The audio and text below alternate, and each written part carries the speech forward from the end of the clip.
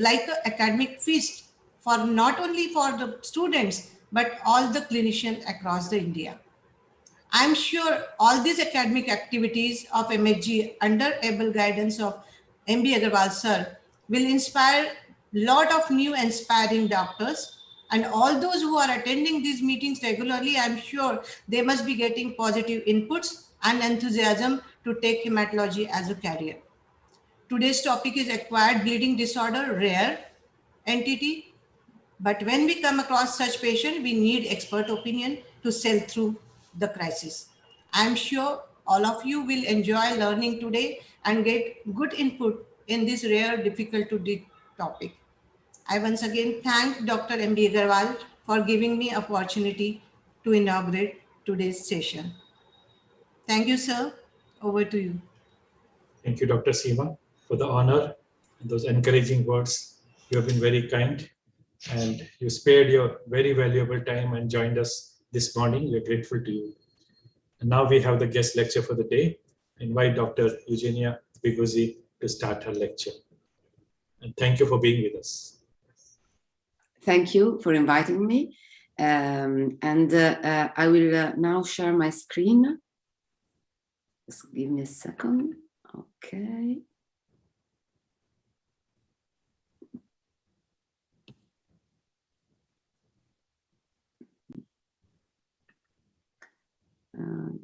I just need to put in presentation. Here we are. So thank you everybody for joining us. For me, it's early morning in Milano. When we discussed the topic of today's lecture, I thought that I was going to speak about all possible acquired bleeding disorders, but then I soon realized this is too ambitious. And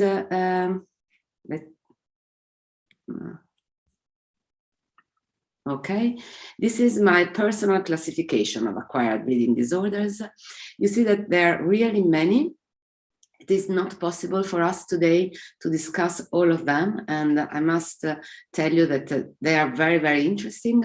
So I will focus my lecture today on acquired hemophilia A and acquired von Willebrand syndrome, on the similarities and differences between the two. Because one could think that are quite similar, but actually they're not at all. Unfortunately, I will have to skip many of them, but we can discuss later during the discussion if you have any questions or cases that you found in your experience, and I'm sure we will have a very interesting talk about them. So, first point I want to make is that acquired bleeding disorders can happen in all steps of blood clotting. We actually described acquired platelet dysfunctions quite recently. Of course, you know already about acquired hemophilia, and I put here a reference to the international guidelines that were recently published. I found this very interesting review on acquired von Willebrand syndrome that I recommend to you, but also all factors. Patients can develop inhibitors against all factors, and we also published in our educational review a couple of years ago. And finally, also inhibitors against factor 13 were described, and they're quite a challenge from a clinical point of view. So please remember that all steps can have an inhibitor, and we must work them out one by one.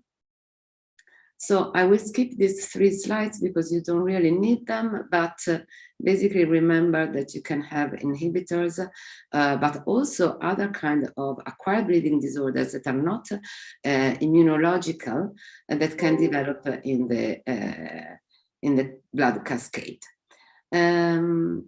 Here I want to discuss with you the usefulness of mixing tests, because when you are a student, you are taught that if you have a prolonged PT or APTT, you will do your mixing test, and if there is a correction, you will think about a factor deficiency. If there is no correction, you will have an inhibitor. What I want to stress here is that when you have a correction of the APTT that you find prolonged, please remember that specific inhibitors against factor VIII are time and temperature dependent. So we need to perform the mixing test after incubation and at 37 degrees for a couple of hours to see a lack of correction. Otherwise, your APTT will be corrected by the mixing test. So this is a real life case. Our patient here had a prolonged APTT. The mixing test, you see, calculating the Rosner index was definitely corrected. Nevertheless, this was an acquired hemophilia case because we performed the APTT mixing test without incubation. Why do we do this? Because we are quite lucky in our center, and performing a factor VIII dosing is not difficult. We have it in our lab every day. So it is easier for us to measure factor VIII levels rather than incubating the plasma and perform the APTT mixing test after incubation. But if you do not have this facility in your lab, please take your time to incubate the plasma when you perform mixing tests, not only then right away and at room temperature, but also after incubation. So let's focus first on acquired hemophilia A. When do we diagnose it? When, of course, we have low levels of factor VIII, there is no family history, but there is also an inhibitor. These are all the data we have regarding this disease. They come from registries. There are no randomized studies, and almost every country in Europe now, they have their own registry that is, and they give us quite interesting information. What I want to focus now for young people who have not ever saw a case of acquired hemophilia is that the diagnostic suspicion is not difficult if you ever saw one case, because when you saw one case, you really immediately recognize this disease, and your suspicion is really fast. What is the problem is that in many cases, these patients are seen not by specialized hematologists, but they're seen in the emergency department. And since this disease affects mainly older people, sometimes we have possible confounder like ongoing anticoagulant or anti-aggregant therapy. And sometimes patients are sent back just with the recommendation to stop their ongoing therapy. And the problem is not recognized immediately, especially in not specialized hospitals. So I put this information from the European registry that was published in JTH some time ago. You see that in almost 1/3 of the patient, there is more than 1 week delay in the diagnosis suspicion. So just going back to this slide, my recommendation is if you work in a specialized hospital, please take time to share your knowledge and educate your colleagues that are working in the emergency department or probably in general medicine in the country, because this is the most important thing we must do as hematologists.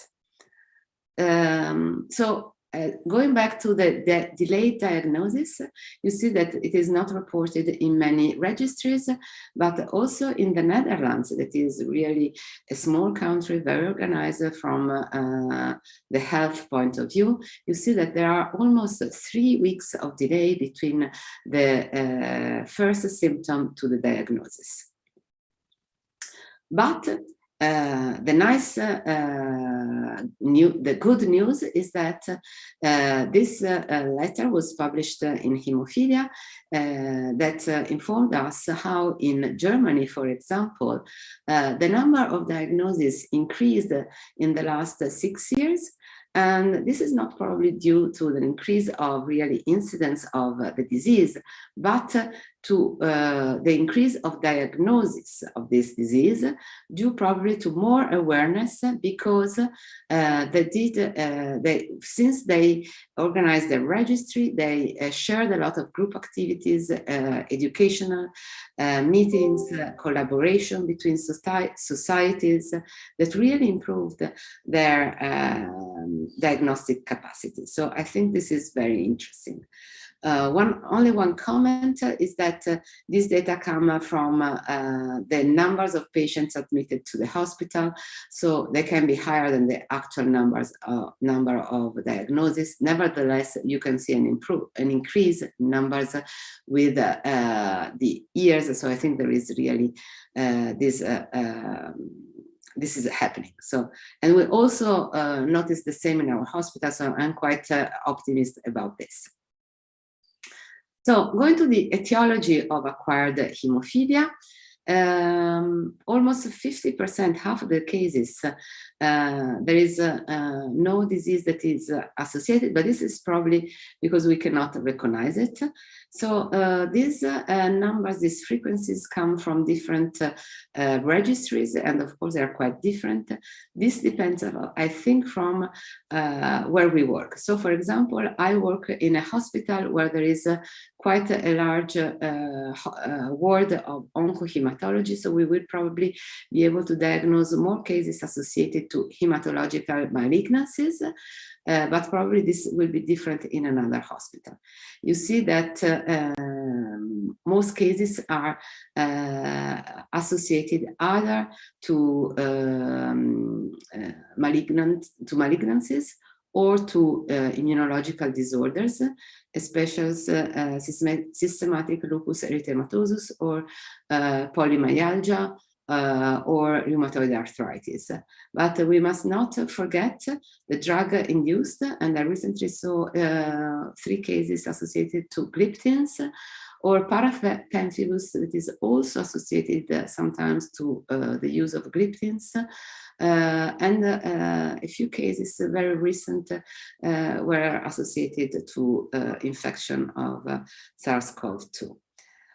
Finally, very few cases, but described from very early days, are associated to pregnancies and postpartum.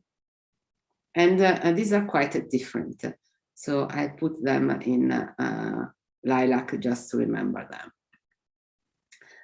So about the pathogenesis, this is a study from the German group that was published in Blood in 2016. Basically, there are polyclonal antibodies, so there is not only one type of antibody in patients.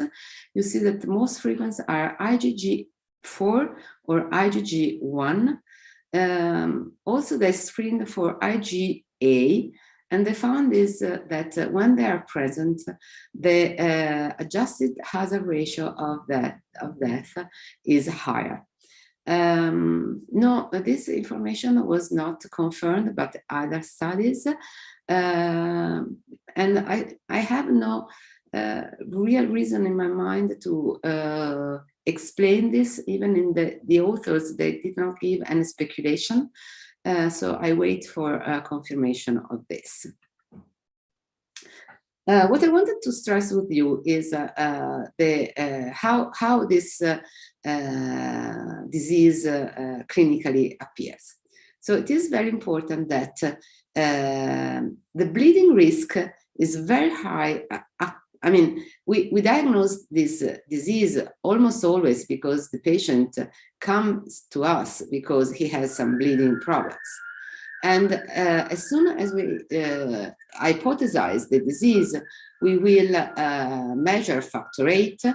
And the first thing we do is we start immunosuppression. So when we start immunosuppression, factor VIII goes up and the bleeding risk goes down. This is very important. So there are even some cases that where the bleeding symptoms can be absent at diagnosis, but these are very rare. Basically, they're diagnosed because they are probably undergoing some surgeries, they are screened for APTT, and they show a prolonged APTT. But it is also interesting to see that not always it is necessary to treat the patient for the bleeding. This we need to do when it is clinically relevant, because the patient is anemic, or there is a functional impairment, or there is a life-threatening bleeding. In this case, we need to treat, but there are some cases that the patient comes to us and the bleeding has already occurred. It is not major. So we will start immunosuppression, but we will probably only use some adjuvant therapy, and we will need not to treat really the bleeding event. So now we will discuss the treatment of bleeding events that, as I said, we probably need a diagnosis, probably less often later, if the patient will answer to our immunosuppressive therapy. And we have several choices nowadays. First choice is the use of bypassing agents, that is recombinant factor 7A, Novo 7, or APCC, FIBA. We also can use substitutive treatment, human factor VIII, rarely, I must say. Sometimes if there is some factor VIII that is still measurable in plasma, because probably the kinetic of the antibody is quite favorable. We can try to use it, but we must be sure the patient will give a good response. So if we decide to try this kind of therapy, we must really monitor it. Another possible choice today is recombinant porcine factor VIII, Obizur. Another possibility is non-substitutive treatment. DDAVP is also possible, but only in very few cases. In this case also, if you have some factor VIII that is still measurable, you can try it. Again, you need to monitor it. Otherwise, probably the patient will not be able to answer. Emicizumab use was recently described, and I will show you the protocol used by the German and the Austrian later. And finally, don't forget your adjuvant therapy that is very important for me. For example, a good iron therapy is absolutely necessary, especially at the beginning, but also tranexamic acid can be quite useful, or also oral contraceptives in young women. So the mechanism of usefulness of the two bypassing agents you already know, so I will skip this. And I will go to a very interesting paper that was recently published by Ellsworth et al. And about the use of Obizur, because not many of us have probably used it recently. And first of all, you have to remember that the antibody against the human factor VIII can cross-react against porcine factor VIII. So you need to check the cross-reactivity of your antibody. And you see that in this case series of 11 patients, 10 of them had an anti-porcine antibody. So Obizur in these cases could not be used. They decide to treat the patients with 100 units per kilo. And I want to stress this because in the very beginning of the use of this drug, the double dose was recommended. And you can see that they measured the recovery that was really good even in with this dose. And you can see that the hemostasis was achieved in almost all patients. So I think this is a very interesting paper and I recommend you to read it. Emicizumab, it works like in hemophiliac patients with inhibitor. It is an antibody that mimics the factor VIII action, and it brings together factor VIII and factor 9A so that the clotting cascade is now activated. I will talk about this later. First of all, I wanted to share with you that there is quite a percentage of patients that did not need hemostatic treatment, as I said before, between 30 and 50%. So this is an important concept to keep in mind. We need to evaluate how serious is the bleeding event and if we want to treat or not. Because all these drugs we have, they carry also a thrombotic risk, especially in older patients that are mostly the patients we will deal with. And so we don't want to have this problem as an effect of our treatment. This I will skip, and also this, basically it's the same concept. Okay, so let's go to the other key treatment in acquired hemophilia A. If you remember from my first slide, we need to start immunosuppression as soon as we can. The choice of immunosuppression is complex. But steroid is always a key, one of the key drugs we use. We have to keep in mind that we have to prevent pneumocystis pneumonia and also osteoporosis. So what we do now in our department is we check levels, for example, of vitamin D, because if it is low, we need to give this to the patient. In our department, we always start with steroid, and we then decide to add a second immunosuppressant in a couple of weeks if the answer is not good enough. And this is very important because there is a net balance between hemorrhagic and infection risk. These are the data from the European collaborative studies, and you can see that in patients treated with steroid only, there were more deaths due to infection than deaths due to hemorrhage. Also, when you need to go up to cyclophosphamide to scale up your immunosuppressant therapy, basically patients can die of infection, while bleeding events are really rare. Rituximab was used only in a minority of patients, and I must stress out that this is not a randomized trial, so groups of patients are different. There is an indication bias and different follow-up. So there is longer remissions in patients with rituximab. Nevertheless, this is something that I discovered quite with some surprise when I was first involved in the treatment of patients with acquired hemophilia A. Basically, we're very scared of bleeding with treatment, I'd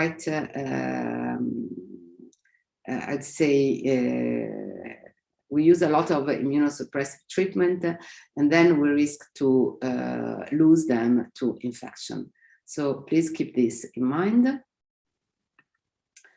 This is more recent case series, the German one, and I put the data here because they shared a protocol for the treatment. So the indication bias in this case series should be less evident, even if it is not, again, a randomized trial. And you can see that in the causes of death that were 16, 14 of them were related to immunosuppressive therapy. So again, the vast majority of them. Please keep this in mind. This is a very interesting, again, from the German case series. They tried to evaluate predictive factors for remission. And as I said, they shared a protocol for the treatment. And this is not very different from what we do in Milano. That's why I wanted to discuss this with you. Basically, they treated patients first with only steroid, prednisolone, and they use it with a different dosage for kilo. We generally use prednisone 1 milligram per kilo, but it's basically the same. And for patients who did not go into remission in the first 1 or 3 weeks, they then added cyclophosphamide. And cyclophosphamide is used with a dose of 1 to 2 milligram per kilo. They also use it just in 3 steps. Again, when remission was not achieved in 6 weeks, they decided to use rituximab. So you see that there is like a reduction of patients exposed to these 3 different treatment protocols. And I agree with that. It is important to know this because, as I said, the risk of infection is really high in this patient. And for example, we were recently referred a patient who had not a very bad clinical bleeding symptoms at the beginning. And this patient was referred to another hospital at the beginning, at the first symptoms, and they immediately started prednisone and cyclophosphamide. And this is something that I would avoid in my clinical practice. And I would start first only with prednisone and then scale up the treatment with immunosuppressants. As I said, in this paper, they tried to find predictive factors for remission, and they found that if you have factor VIII that is still measurable, that means 1% or more at the beginning, your chance to go into remission is higher. So again, if you have some factor VIII in your patients, please try only prednisone as a single immunosuppressant. The same, they also inhibitor concentration more than 20 Bethesda units was relevant, but not as much as factor VIII activity at the first symptoms. So now I want to share a new possible approach for high-risk patients. This was recently published, and in 2021, you see that in this case, what are the high-risk patients? High-risk patients are those who will not tolerate very well prednisone, like patients with a severe diabetes or psychiatric disorders, or patients who are on their own, and so they cannot really come to us very often, or patients with a recent surgery. So in this case, they started prednisone, and they started also emicizumab with just the regular dose. Why did they need to start prednisone? Because we know that emicizumab needs at least 2 weeks to have some effect, but this allowed the the décalage of prednisone quite early, so that for patients who have a severe diabetes or recent surgery, the risk of infection is lower. So, of course, the number of patients in this study is really small, only 12 patients. One patient died in any case of peritonitis. This patient had a recent surgery. But the approach is very interesting for me. We have to bear in mind also the cons, and that is especially the evaluation of response to treatment. The lab evaluation is really difficult. To measure again residual factor VIII, you need to use chromogenic assay with bovine reagents. And so you have to bear in mind that you have to have this assay available in your lab if you want to try something like this. Also, we don't have a clear assay to measure emicizumab levels. So really we rely basically on the clinical symptoms. But I think it is very interesting, and we must remember this is a possible option today. So these are my conclusions about hemophilia A.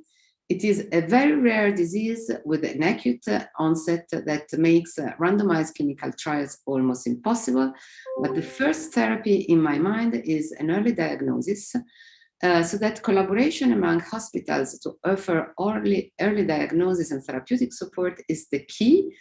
At least in our region, what we do is we offer consulting lab evaluation for all hospitals of the regions, because of course the dose of factor VIII inhibitor is highly specialized. The treatment, as I said, is immunosuppression together with the treatment of bleeding events that is generally necessary only in the very first phase. So let's now move to von Willebrand acquired syndrome. I will skip the 2 slides about the function of von Willebrand factor because I'm sure you know it. So what is the definition of acquired von Willebrand syndrome? Again, recent development of bleeding symptoms. This is not always easy to evaluate, I must tell you.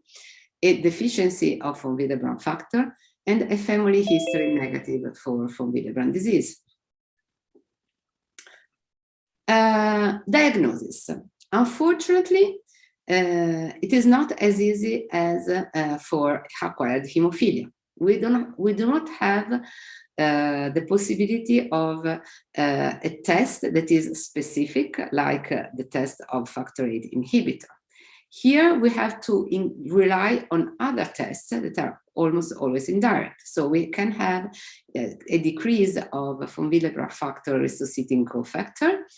The antigen is not always decreased, can be normal in mild cases. The same for factor VIII levels, they can be normal or decreased, it depends on the severity of the disease. APTT is not always prolonged, it depends on factor VIII levels. Prolonged bleeding time or closure time with the PFA 100 is definitely there, I'd say. Nevertheless, for example, bleeding time is not performed in our department nowadays, while we prefer to measure directly von Willebrand factor, because again, in our lab, this test is available every day of the week. In other hospitals, PFA 100 can be a good screening test, I would say. Other tests, propeptide can be very useful, but it is difficult to have in your lab. And also multiple profile can be very informative, it can give us a lot of information, but again, this test is not always available. So here, I would say that a difference with acquired hemophilia A, the diagnosis can be a little bit more challenging. So how frequent is this syndrome? The incidence is definitely unknown, but we know that it is rare. You can see this was the survey. we have only 200 cases reported in a survey published in the year 2000 by the ISTH. This is just from PubMed, 300 cases in 30 years. But of course, for example, we do not publish every case we have in our department. I found this information by Professor Budde's lab. In almost 2 years, he had 200 cases, but he had 5,000 plasmas analyzed for bleeding disorders, and the referral population is almost 2 million people. But also we have to remember that Professor Budde's lab is a reference laboratory for more than for almost 100 German hospitals, and German population is 80 million. So we are not really sure if the 200 cases he reports in his lab are only from the 2 million population of the region or for the 80 million population of Germany. So as I say, it is rare, probably not as rare as we could imagine. And of course, it depends on how frequent is the suspicion, because the more you suspect a disease, the more frequently you will find it. So is it increasing in recent years? It is, the diagnosis is easier nowadays. We have some reasons to have more cases, and this is the use of, for example, left ventricular assist device, LVAD, that is more frequent nowadays, but also the increasing aging of our population is one of the reasons why we have more diagnosis recently. Nevertheless, also we could have one reason to have less diagnosis recently, and this is, for example, an easier correction of aortic stenosis by TAVI that is nowadays possible. So as I said before, there are no specific tests for diagnosis for acquired von Willebrand syndrome. Also, symptoms are not probably as specific and striking as what we see in acquired hemophilia A. There is a great variability also in terms of severity. There are from cases that are almost asymptomatic, and there are cases with life-threatening bleedings. Also, there is a selection bias, because almost all doctors know about the Hydes syndrome, that is aortic stenosis, gastrointestinal bleeding, and low levels of von Willebrand factor, but this is not the only possibility. So this is something that I want to stress today, and that acquired von Willebrand syndrome is not one disease, but it is a syndrome. So we can have different patterns, and different pathogenesis are specific for different diseases that are all included in the syndrome. So, for example, we can have a decreased synthesis of von Willebrand factor, and this is what we find associated to hypothyroidism. Or there can be an increased clearance antibody-mediated in monoclonal gammopathies of uncertain significance. Also, we can have increased clearance cell-mediated in essential thrombocythemia or in neoplasias. And finally, we can have increased degradation that can be plasmin-mediated, for example, in amyloidosis, or Adams-13 mediated in case of mechanical stress, and this is the case of aortic stenosis. So you can see this is a whole group of diseases, and the diagnosis will be different. The diagnostic steps will be different. This is something that I want to stress to my hematologist colleagues today. So first of all, how can we distinguish between genetic congenital von Willebrand disease and acquired von Willebrand syndrome? Bleeding history can be useful, especially in older patients. or clinical history, for example, symptoms that are suggestive of, for example, hypothyroidism or systemic lupus erythematosus. But basically, this is an exclusion diagnosis. So it is not easy to make. And I can tell you that even in our department, we're quite familiar with this disease. We had a case of a woman who was 50 years old, where the history was not really informative. And we thought at the beginning about a congenital von Willebrand disease. And then later on, in a couple of months, we found out that she had monoclonal gammopathy, and we finally recognized it was an acquired von Willebrand syndrome. There is no shame in this. Of course, as I said, exclusion diagnoses are always difficult for all of us, even experienced people. So no shame in recognizing this. So this is quite an old paper, but I find it very interesting. This is acquired von Willebrand syndrome associated to aortic stenosis. As you see, these are 50 cases with this syndrome. These were the diagnostic tests that were used. You see that almost all of them with severe, I stress this, severe aortic stenosis, who underwent a valve replacement. You see how the levels of von Willebrand high molecular weight multimers, it was negatively correlated with the severity of the stenosis. But you can see that not all of them had reported bleeding episodes, because this is not so frequent. It depends really on the hemostatic challenge of the patient. But we have to bear in mind that this syndrome can be present, because if this patients undergo surgery, they can bleed. So this is very, very important. These are the most informative tests.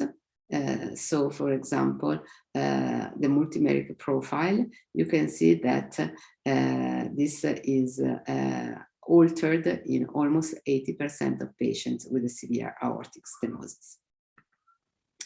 So, about the problems of valves and acquired von Willebrand syndrome associated to shear forces, is it only aortic stenosis? No, we have to bear in mind that all these possible causes of altered shear stress in the heart can be associated with acquired von Willebrand syndrome. And I want to especially mention venous and venous arterial ECMO that was recently used in many cases of COVID infection that can also cause acquired von Willebrand syndrome. What about essential thrombocythemia and myeloproliferative neoplasms? For sure, this is something that we all know. When these diseases are associated with extreme thrombocytosis, that means more than 1 million platelets, there is a clear association to acquired von Willebrand syndrome. And testing is recommended for this level of platelets. Nevertheless, we are working on this quite thoroughly now in our department. Even in the absence of extreme thrombocytosis, there is an increased risk of bleeding for abnormal platelet numbers, but there is no clear association to acquired von Willebrand syndrome. But I think this is due to the tests you use to make this diagnosis. Because different tests have different sensitivity to the loss of high molecular weight multimer. That is the main characteristic of this acquired von Willebrand disease.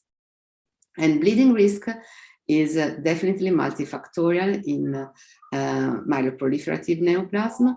it doesn't depend only on von Willebrand factor, but also on the use of aspirin, low molecular weight, heparin, surgery, other non-steroidal anti-inflammatory drugs, and probably the challenge that the patient undergoes. So here is something that I'm quite proud of. It is a table that gives you the pathogenesis of acquired von Willebrand syndrome, the associated disease, and what you can find as a quite helpful diagnostic tool if you have it available in your lab or in another lab where you can send your plasmas. So, as I said before, factor VIII and von Willebrand factor antigen can be normal. One thing that is quite important is the ratio of resuscitating cofactor to antigen levels. If you have a discrepancy, you can you have to think about acquired von Willebrand syndrome. As I said, propeptide to antigen ratio can be increased, but only in the antibody-mediated acquired von Willebrand syndrome. So when you have a monoclonal gammopathy or when you have lupus erythematosus systemic, or in Waldenstrom, but can be absolutely normal in case of essential thrombocythemia or in hypothyroidism. The multimer profile is very informative, but is really difficult to have in your lab. About the inhibitor, only in very severe cases you can measure it. It happened to me only twice in all the cases I saw. So it's something that you cannot say if it is absent, I cannot diagnose acquired von Willebrand syndrome. So even regarding the multimeric pattern, this is, I want to tell you that not all diseases associated with acquired von Willebrand syndrome have the same multimeric pattern. This is a very interesting paper by Budde's lab, they have the best experience, I think, and we go back to this paper quite often with our students. This is a typical multimeric pattern in Waldenstrom disease. There is a complete the gel is completely destroyed by the IgM that are so big. This is a multimeric pattern of monoclonal gammopathy. You can see a loss of high molecular weight. This is another one where there is an increase of, these are different gels. You can see this is a low resolution, this is an intermediate resolution. You can see that here we have different triplets here in the lower part of the gel. I wanted also to stress you a specific very particular pattern in amyloidosis, where we lose the high molecular weight, but we also have an increased low molecular weight multimers. And this is also a profile. This is quite an older paper, but again, the loss of high molecular weight multimer is quite interesting. This is a patient who had, for example, essential thrombocythemia with a very, very high platelet numbers. Okay, so let's go on. Again, the therapy of acquired von Willebrand syndrome really depends on the cause. So there is not only one therapy like in acquired hemophilia A. So when you have decreased synthesis, like in cases of hypothyroidism, first you can use factor VIII von Willebrand factor concentrate. You can probably use some DDAVP, but not always.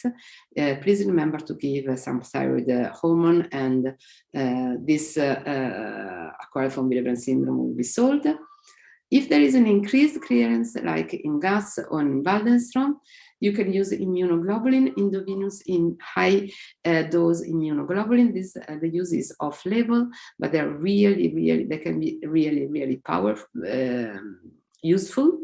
And also in case of less, we have used them with very good results. In case of essential thrombocythemia, so cell-mediated increased clearance, you can use the concentrate, but you need a specific therapy for the underlying disease to be able to reduce the number of platelets and increase the levels of von Willebrand factor and factor VIII concentrate. For amyloidosis, you can also try the concentrate or the DAVP, but you need also a specific therapy for the underlying disease. And so bear in mind that the therapy is really specific on the cause of the disease. The same is for prognosis. In case of monoclonal gammopathy of uncertain significance, generally speaking, the prognosis is chronic, and also depends on the underlying disease. In some cases, acquired von Willebrand syndrome can be resolved by the specific therapy, for example, in LES or in essential thrombocythemia, or by surgery in the case of increased degradation due to mechanical stress in heart diseases. I want to spend a few minutes just to speak about gastrointestinal bleeding can be associated to acquired von Willebrand syndrome. This is something that was known even in the 90s. And you can see that it's even more frequent than in congenital von Willebrand disease. Of course, we can have a referral bias in this survey, but this is something we see quite frequently. There is a pathogenic mechanism, because we know now that Weibel-Palade bodies are involved in the angiogenesis. I will not spend too many words here because otherwise we would need an entire day. There is a very nice, I'd say, human model of this, and this is the LVAD patients. You can see in this recent paper that after the positioning of an LVAD system, GI bleeding increased after months. And this is possibly due to the development of vascular malformation in the duodenum, jejunum, and stomach. Nevertheless, I want to stress out that these patients who bleed a lot, they receive anti-aggregant and anticoagulant therapy. So they're at very high, they are given a very powerful challenge for bleeding due to the presence of LVAD. The treatment of GI bleeding in acquired von Willebrand syndrome need for sure endoscopic treatment, and then also the treatment with immunoglobulin, DDAVP, or concentrate that we discussed before, and also adjuvant therapy is very useful. That is, of course, transfusion, but also folic acid, tranexamic acid, and remember to use, in case of severe life-threatening acute bleeding, a ratio of red blood cell to fresh frozen plasma of 1:1, because you can have, for example, an acquired also factor 13 deficiency due to the very acute bleeding. Since these patients can be at high risk of thrombosis, we also need to use elastic stockings or intermittent pneumatic pressure to prevent venous thrombosis, because we cannot use heparin in these patients.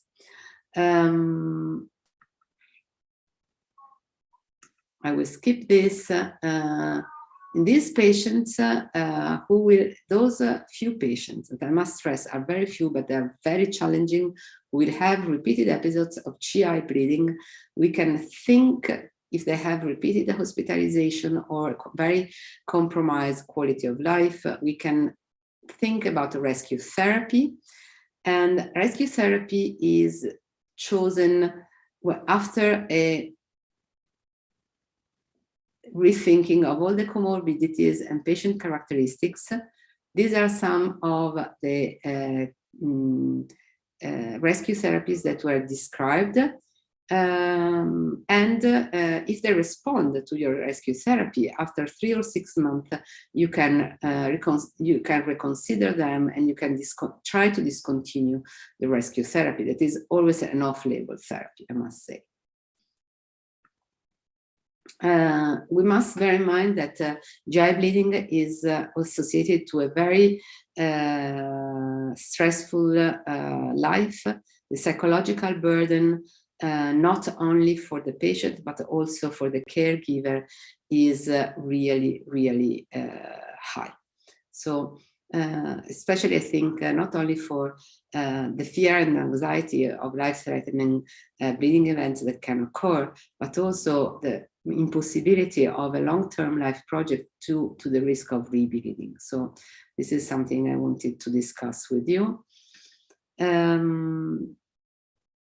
Final slide before discussion is, as I said, differences and similarities between acquired hemophilia A and acquired von Willebrand syndrome. Symptoms are in both cases acquired, of course, and the diagnosis is quite easy, I'd say, after we have suspected the disease in acquired hemophilia A, because we can just titrate the inhibitor. Is more challenging in acquired von Willebrand syndrome, because it is very rare that we can measure a direct inhibitor. We have to rely on other tests that are not always available in all laboratories. Therapy is quite definite in acquired hemophilia A. We know that immunosuppression is necessary together with the treatment of bleeding episodes. And the prognosis is to eradicate the inhibitor. So the prognosis depends on how we were able to eradicate the inhibitor. For acquired von Willebrand syndrome, it's quite different, because both the therapy and the prognosis depend on the underlying disease. So, for example, in LES, we can give immunosuppression and eradicate the syndrome. In hypothyroidism, we can supplement and eradicate again the syndrome. But in monoclonal gammopathy, where we can just, generally speaking, we just wait and see what happens, we generally have to treat surgery or bleeding events. And eradication is a rare event. And with this slide, I thank you for your attention, and I will be happy to answer all your questions. Thank you so much, Dr. Eugenia Biguzzi. This was a great talk. 2 very large subjects covered so beautifully, very educational, learned a lot. We'll give you rest for a couple of minutes. In that, we will just answer the quiz that we had asked the postgraduate students. And I will also present a case of acquired hemophilia for your comments as well. I'll just share my screen.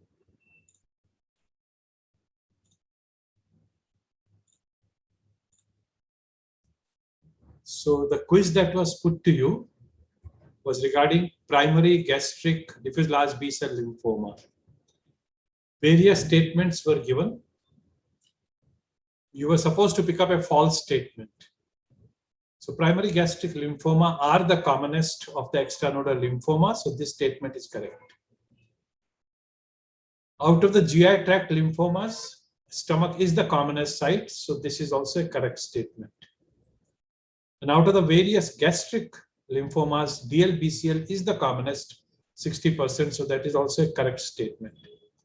The second commonest gastric lymphoma is MALT, 40%, so that is also a correct statement.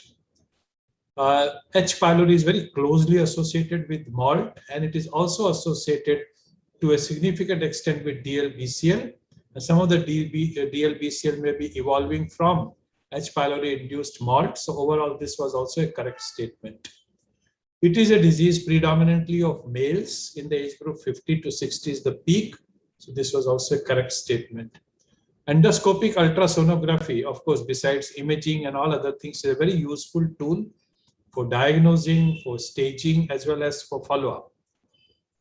And modalities of treatment are multiple. We don't have time to discuss, but surgery, one of the ancient treatment, then radiotherapy, chemoimmunotherapy, eradicating H. pylori in some cases, and the recent data on checkpoint inhibitor are all important modality of treatment. The wrong statement was the last one, where it was said that this disease has a poor prognosis with 5-year overall survival of only 20 to 30%. In fact, this has a 5-year overall survival today of 90%, so prognosis is excellent.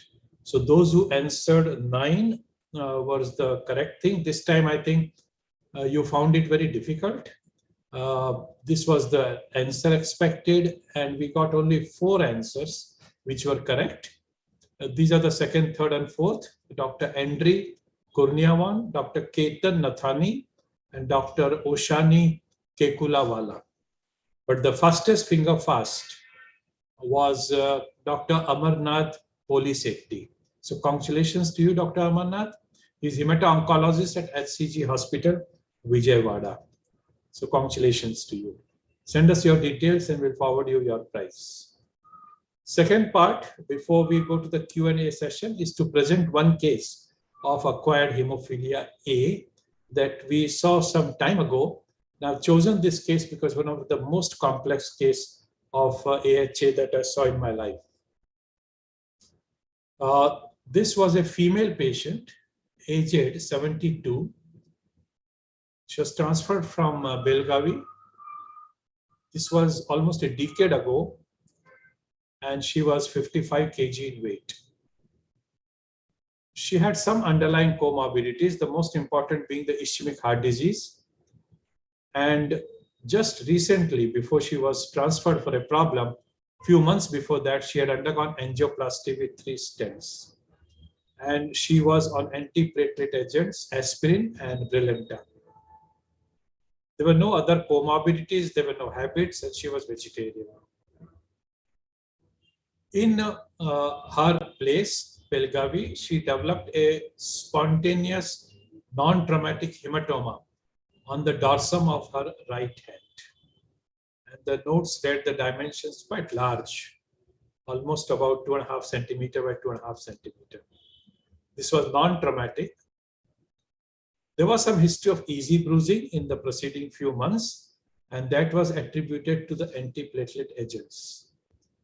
This hematoma was aspirated at a couple of occasions in Belgavi, but it kept recurring.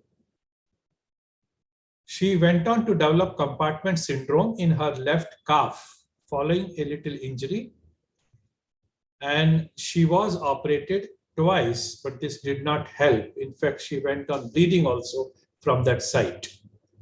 Investigation showed that her activated partial thromboplastin time was very high, 180 seconds. At this stage, by local guys, acquired hemophilia was suspected and patient was transferred to us. There was one additional past history that 2 years ago she had undergone colonoscopy and a polypectomy. The polyp was benign and her the surgery as well as the subsequent course was uneventful. When she came to us, she was severely anemic with hemoglobin of 4.2. There was reactive thrombocytosis with platelet count of 672. Her prothrombin time was normal. Mixing studies confirmed that there is inhibitor. Factor VIII was less than 1% and inhibitor level was extremely high, more than 200 Bethesda units. Her chemistry showed that the globulin was high and there was a M band, IgG lambda, and serum free light chain ratio was also very high. Kidney was normal, calcium was normal, LDH was normal, beta 2 microglobulin was normal. A PET scan of the whole body showed normal, was negative from the angle of myeloma bone disease. She was treated with Paxils and she was given Novo 7, that is recombinant factor 7A, 5 milligram, that is approximately 90 microgram per kg. And this was repeated every 2, 3, 4 hourly for 12 doses in all. She was simultaneously started on steroids, and at a later stage, she also received rituximab 4 doses, 375 milligram per meter square. Under the cover of recombinant factor 7A, central line was put, and under that cover, marrow was examined, which showed 23% clonal plasma cells. She was operated for her right hand hematoma as well as the left calf. The wound healing was markedly delayed and surgical revision was also needed. Her myeloma was treated initially with bortezomib, lenalidomide, and dexamethasone, but due to poor tolerance, it was switched over to VRD light. After about 1.5 months of treatment, she was discharged and there was no active wound. Her myeloma was in very good partial remission and there was no detectable factor 8 inhibitor. Throughout this period, the cardiologist advised us to continue the antiplatelet agents, and she had 3 stents put recently. She also had an episode of transient atrial fibrillation, which was managed by cardiologist. At present, patient is on LEN maintenance. There has been no recurrence of her acquired hemophilia A. Interestingly, her myeloma has remained in remission and she has no toxicity of lenalidomide for almost 9-10 years, and she continues that. Literature review showed that there are about 15 cases of, this may be underplay, but 15 cases of myeloma with AHA published, the number may be higher. This is what her dorsum of hand was like, and this was her calf. I request some comments from our guest speaker and of course others, and then we will go to the question and answer session. You are muted, ma'am. Thank you. This was really a challenging case, I'd say. And the problem here was first diagnosis. As you mentioned, the patient came to the emergency department more than once before the hypothesis was made. And as I said, this happens also to us a lot because in many cases, patients are older. They are probably on antiaggregants or anticoagulation. And so the first hypothesis of our colleagues in the emergency department is that the bleeding is due to the ongoing therapies. I must say that, of course, the first bruise cannot inspire us to do any PT and APTT, but if you see a bruising that is quite, I'd say, clinically significant, we must do it. And this is not what happens even in our department, I would say. Our department probably not, but more peripheral hospitals, this can happen a lot. As I said, once you have seen one patient, you will be able to recognize it always, but the first one you see can be a challenge. Then this patient had a very good reason to be on double antiaggregant therapy. That was the placement of 4 stents in just 4 months before. Since year 2012, the quality of stents has improved, and nowadays we are quite lucky that probably 3 months of double antiaggregants can be, if not enough, at least a good start, I'd say. If we had this patient coming to our attention now, I would try to convince our colleague cardiologists to stop at least one of the two anti-aggregant therapies, because to be able to manage a patient such as this with a double anti-aggregant therapy is going to be difficult. And it will require probably more treatment with Novo 7 than if we use only one anti-aggregant, so that at least some platelet function can remain there. That is my first comment.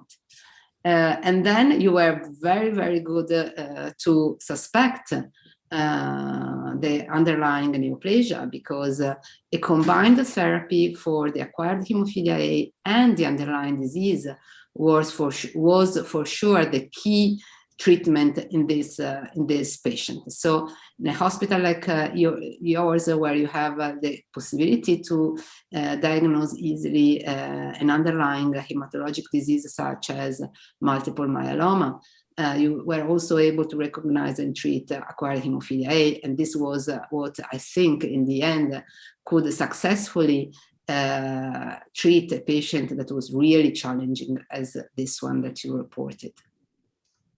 So my compliments, my congratulations. Thank you. It just timely happened that the patient got transferred.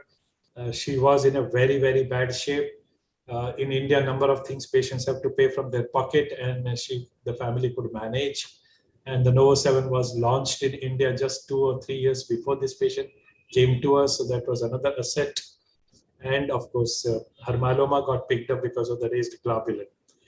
If I can make another comment, is that now we also have Obizur in our pocket as a possible treatment. So possibly now in a patient like this that had a very high thrombotic risk, I would check if she could be treated with porcine recombinant factor VIII with a low dose, not with the 200 that was recommended at the beginning of the commercialized drug, but as I said, from the reported study, with a low dose of porcine recombinant factor VIII could be probably a good choice in this patient if she did not cross-react with the drug.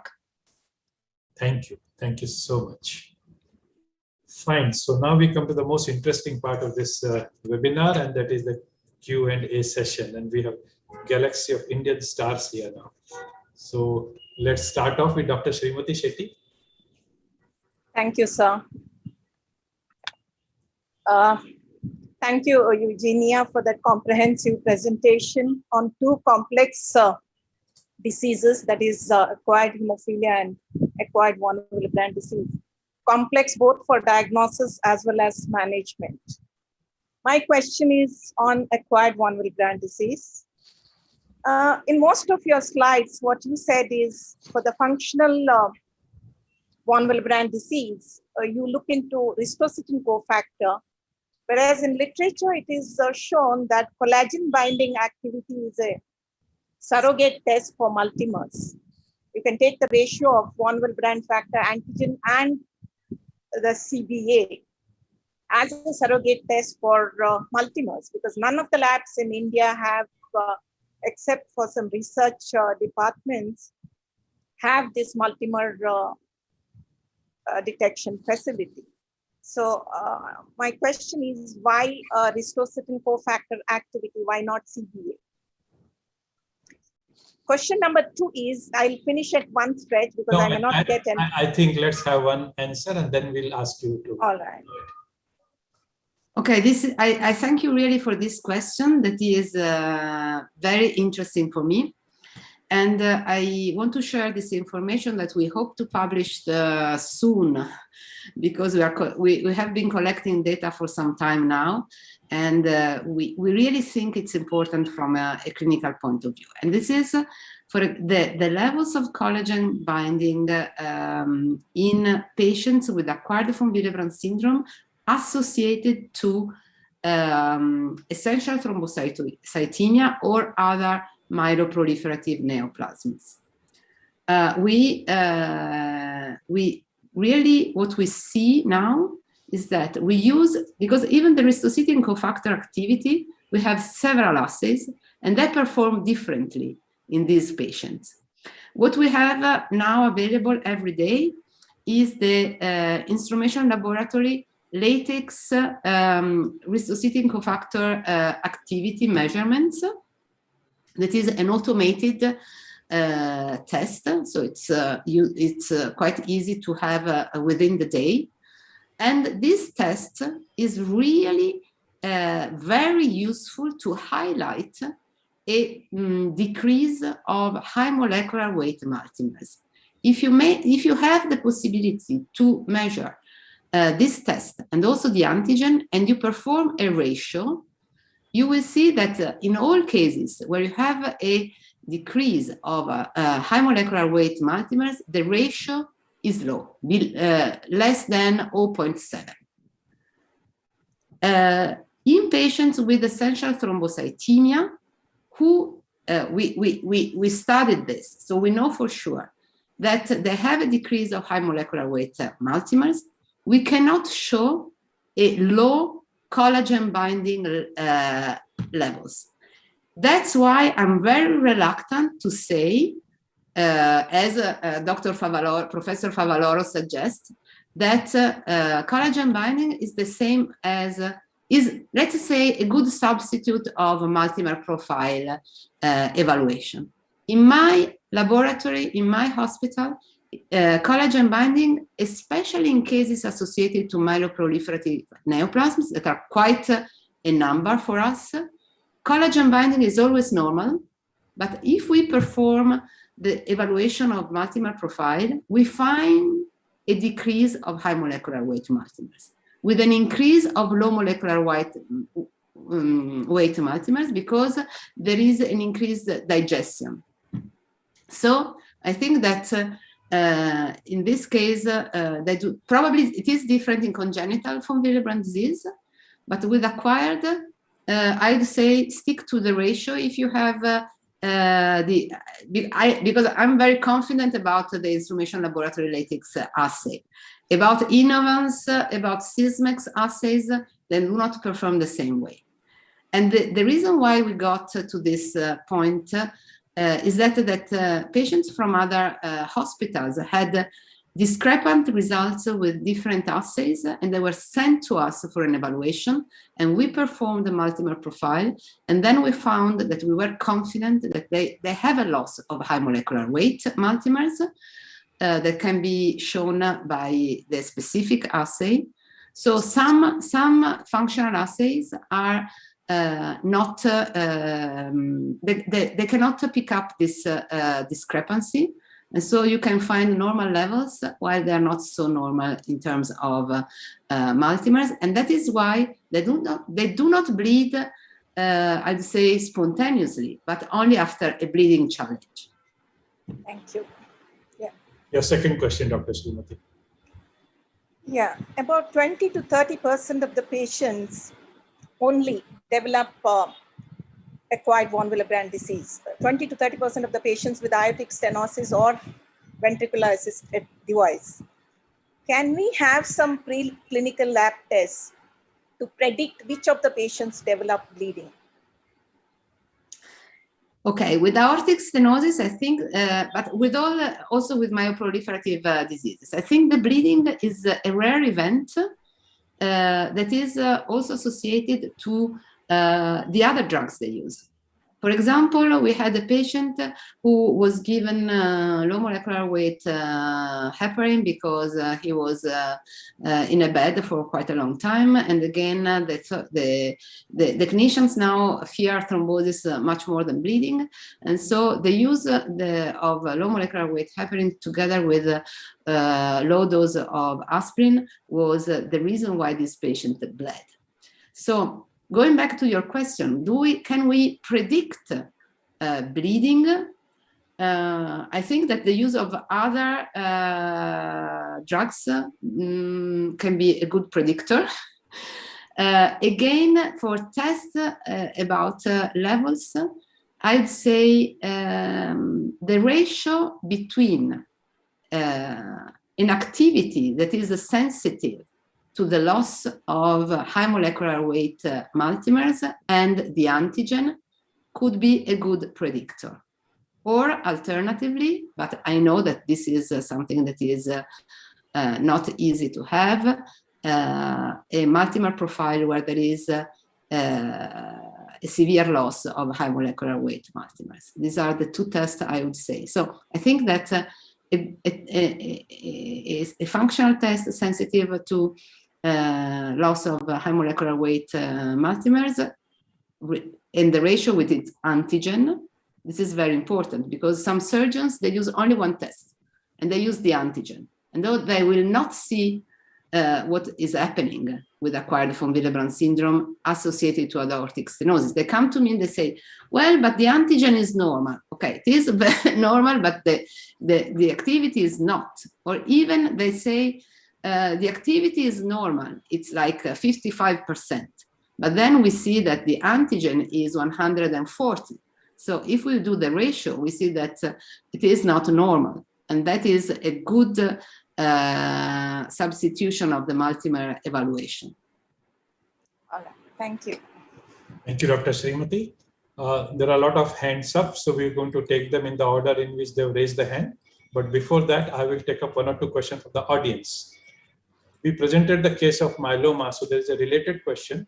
Dr. Shyam Rathi wants to know if there's a smoldering myeloma, which otherwise did not require treatment, develops an acquired von Willebrand disease of hemophilia, then will you treat that smoldering myeloma? I will do if the bleeding symptoms are frequent or severe. We did this in one of our patients because I think that the bleeding diathesis can be a good reason to start a treatment.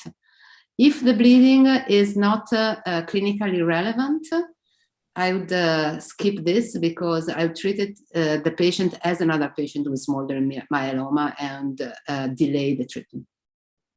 Thank you. Dr. Ria, your question. Yeah, hello, doctor. It was a very excellent presentation, very informative talk. I have two questions. The first one is acquired von Willebrand disease. You said that it interferes basically with the VEGF function and that's what causes the bleeding in the GI tract. So any role of Avastin or bevacizumab in the treatment of GI bleed associated with acquired von Willebrand disease? Thank you for this question. Bevacizumab was recently used in randomized Osler that also has GI bleeding due to malformation, vascular malformation, and the results were quite, I'd say, optimistic. It is something that I bear in mind, and I would try in case again of severe cases. Because for us in Italy, it was different before, but the use of an off-label drug is always a big deal. We have to go through a lot of steps. And it also depends on the cost, I would say, and the availability of the drug. So I didn't have the chance to have new cases recently where I really needed to use it. And I have one patient with a severe bleeding diathesis, but she does not want to undergo any off-label treatments. So I just for the moment, I just monitor what they are using also in randomized because this could be another possibility for a rescue treatment. I agree with you. Thank you. Ria, your second question. Thank you. Yeah, my second question is in a patient with chronic stable angina who has congenital hemophilia A, mild disease, factor level of 20%. If I want to give antiplatelet therapy, which antiplatelet therapy should I prefer, aspirin or clopidogrel? And do I need to supplement this patient with clotting factor? In our hospital? Sorry. Yeah. Okay, mild hemophilia with more than 10% factor VIII we generally use 100 milligrams of aspirin without factor VIII supplementation. This is what we do in our hospital if the bleeding history is not too severe, because it really depends also on that. And that can depend on the levels of other factors, of course. First of all, von Willebrand factor. But what we do is, if it is more than 10%, we reevaluate, and we do not take into consideration prophylaxis at first. Thank you so much. Thank you, Ria. We'll be going to Bipin. Before that, one question from the audience. Usually you said that we start with steroids and then move on to cyclophosphamide. Now, if there is a patient of SLE with acquired hemophilia, and if there is a high-risk SLE, can we begin with steroid and cyclophosphamide together? It will help both the disorders, acquired hemophilia and to control the high-risk SLE. Absolutely. In case of systemic erythematosus lupus, what we do is we choose the best therapy for the underlying disorder. And we had a case, actually not of acquired hemophilia A, but of acquired von Willebrand syndrome with very severe levels of both factor VIII and von Willebrand factor. Actually, I think we described this case because it was quite unusual. She had bleeding from her mouth. Probably it was the symptom of the LES, and it was not recognized at first. And in this case, both immunosuppressants were started at first from the diagnosis. I agree completely. Thank you. Bipin, your question. Thank you, sir. First of all, Dr. Eugenia, it was really a very informative, educative talk. Thank you so much for that. So recently we had two patients who were congenital type 3 von Willebrand patients who developed alloantibodies to VWF. So my questions are, two questions are in line with that. So first, we know that there is no gold standard assay, laboratory assay for the diagnosis of inhibitors in VWF, as we know, VWD. So what we have to do is we have to do mixing studies with normal pool plasma and then make an assessment of the inhibition of either the immunologic von Willebrand antigen or the functional activity or CBA. But some papers do say, recommend that to do all these assays, and also there is a ELISA available, but it is said that there is large there is a it has high false positivity issues. So and it is not feasible always to do all these assays with the mixing followed by the antigen, the recoff, CBA, and the ELISA. So what, according to you, would be the strategy or the assays that you would recommend to pick up these cases? Because there is published evidence which says that some of these patients may have the VWF AG and the functional activity normal, and the inhibitor was directed towards the CBA. So when they did the recoff and the antigen, it was normal. And when later on, when they did the CBA, it was the inhibitor was found to be directed to that. So with such variability in the inhibitors, what approach would you recommend? Okay, thank you. I'm not the audio was not perfect, so I hope I got the question right. I just repeat it, and if I'm wrong, please correct me. You want to know, in congenital von Willebrand disease with development of antibodies, what is the best diagnostic test, and also how to treat them, right? These were the two. Yeah, it was my question. So question was about the diagnostic test. Okay. Yeah. I agree with you that the tests are challenging because, a difference with congenital hemophilia A, we do not have a good test.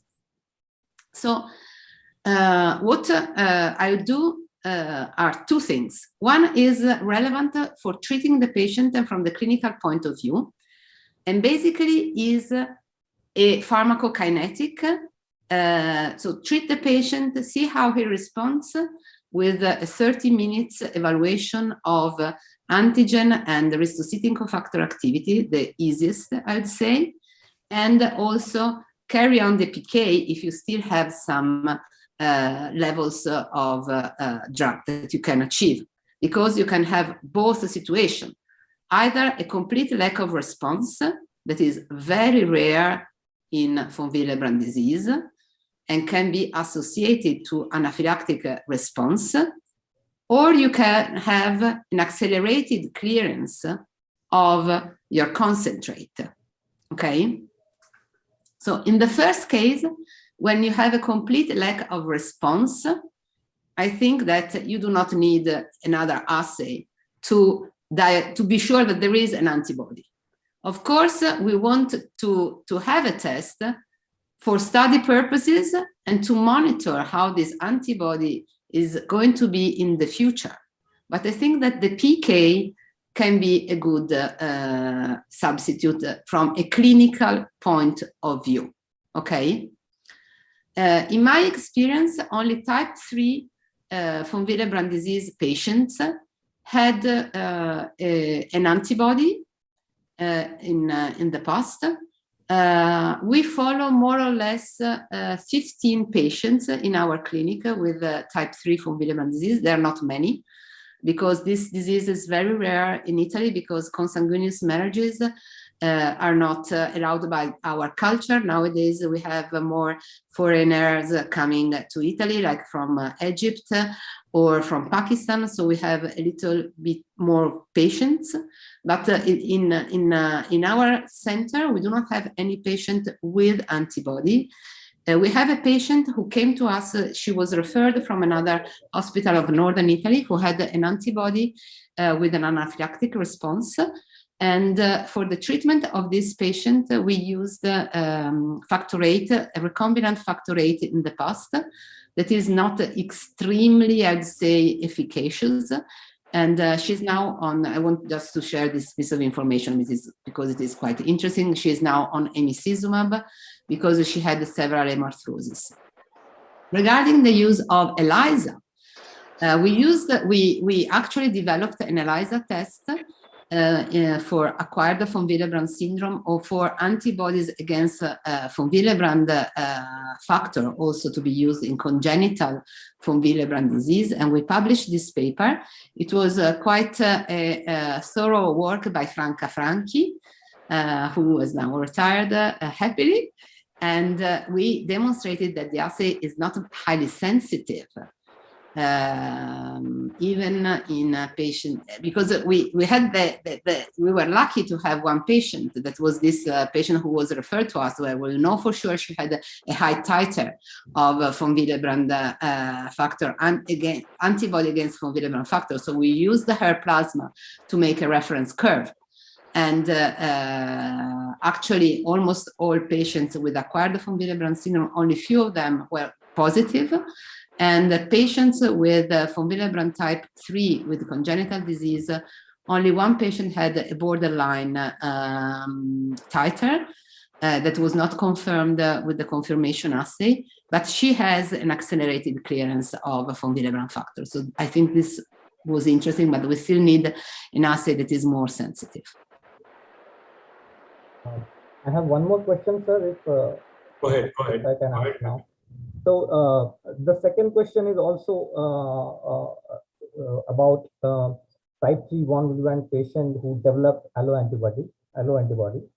So as we know that not all of these patients who have large deletions or relatively big deletions develop an allo antibodies. Now there was a paper by Professor Manucci where he described a series of patients, and most of them were related to one another who developed antibodies. So, but on the other hand, there was a Hungarian study where they described patients, like more than 5 or 6 patients who had large deletions, but none of them developed really any antibody. So what is it really that determines which of these patients with big deletions will develop antibodies? I think you cannot say anything predictive in this field. We do not know which one will develop the antibodies. We are lucky that we know it is a rare event, really, really rare. Even among brothers, because we have a I think at least 3 couple of brothers. None of them have a clear antibody, but in 2 cases, one of the 2 brothers has accelerated clearance. So I think there is probably a very low titer antibody of some type there. And nevertheless, the other brother or sister does not have the same problem. So I think it's not only due to the genetics. And in one of these couples, we never found the underlying genetic defect. Probably is a very large deletion that we are not able to pick up. Even now with the European European and Iranian collaborative studies on von Willebrand 3 disease, the same couple of brothers were evaluated, and again we were not able to find the genetic defect. And as I said, the brother has an accelerated clearance and the sister has not. So as I say, genetics is important, I think, but it's not the only issue. Thank you, Bipin. We'll be going to Dr. Rucha Patil, and before that, we will take up one delegate, Dr. Jay's questions. He's got a couple of questions. First question is that when there is a patient who is for either surgery or biopsies, clinically, there is nothing to suggest a bleeding disorder, but the PTT comes out to be mildly prolonged. How aggressively do you investigate this patient before they can do kidney biopsy or a surgical procedure? Okay, there is something that I did not pick up. So the patient has to undergo surgery or biopsy. He or she has a prolonged APTT. And what about bleeding symptoms? No bleeding symptoms at all. No bleeding symptoms. No bleeding symptoms at all. So how aggressively will you investigate such raised PTT for genetic and acquired causes? What we do is we perform a measurement of a factor 12, 11, 9, and 8, and we look for lupus anticoagulant.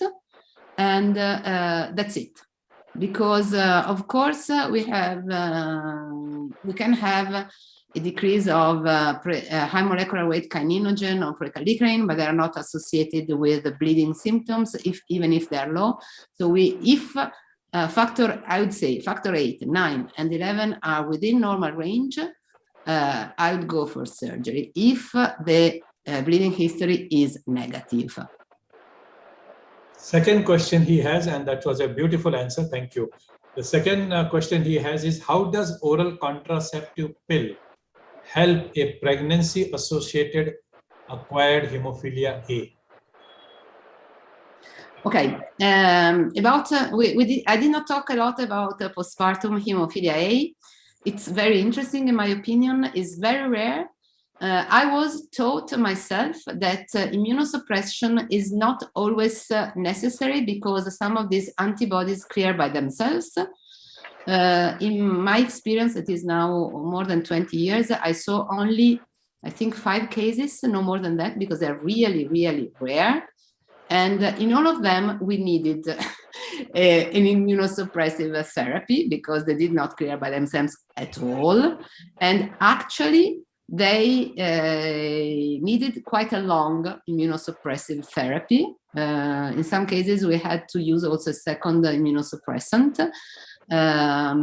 The interesting thing, I did not discuss this before, but it is important, is that some of these patients have some, I'd say, signs of presence of the antibody before delivery. This is something that is quite important. we are quite lucky that the hemostatic mechanism of delivery is mainly mechanical. I mean, after you have delivered, the uterus will be as strong as marble, we say in Italian.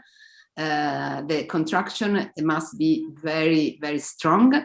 And that is what prevents postpartum hemorrhage effectively. If this happens, even probably the presence of the antibody against factor VIII will not be associated to postpartum hemorrhage. If this does not happen because there is some residual placenta or something goes wrong, or if there is a vaginal laceration, then the bleed can be really serious. But there are some cases described in the literature where the APTT is within normal range, that for a pregnant woman at the last days of the pregnancy is not normal. It must be very short to be normal. I'm not sure if I'm making myself clear. Yes. But if a woman delivers with an APTT with a ratio of 1.1, this is normal, not normal, because factor VIII must be around 200%, von Willebrand factor must be around 200%, and in that case, the ratio of APTT should be around 0.8 or even 0.7. So when I reviewed some cases, I saw that the APTT, when available, was like with a ratio of 1, and I cannot be certain, but I'm quite suspicious that the postpartum acquired hemophilia A is already there and will probably not be picked up because the postpartum hemorrhage is mechanically prevented. Nevertheless, I published a paper some years ago about the usefulness of PT and APTT screening before I'd say before what we call delivery analgesia, that is spinal analgesia during delivery, that is quite common now in Italy. And I did not dare to conclude that these are not necessary, because there are very few cases that had probably a not normal APTT or prolonged before the delivery, and these cases were associated to postpartum acquired hemophilia A. So that's something that we must bear in mind. Thank you. Third question he has is, as acquired hemophilia is associated with occult malignancy, do you have an algorithm for investigating for malignancy?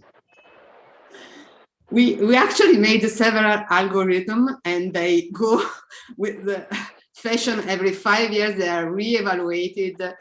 I think that a patient-specific algorithm is what is really needed. You must think about a possible presence of malignancy, evaluate what are the characteristics of your patient, and choose what is best in your opinion. I think all algorithms are a bit not useful in this setting, because all patients are different. Depends if they are smokers, if they are not smokers, if they had some change in their stools recently, all kinds of possibilities.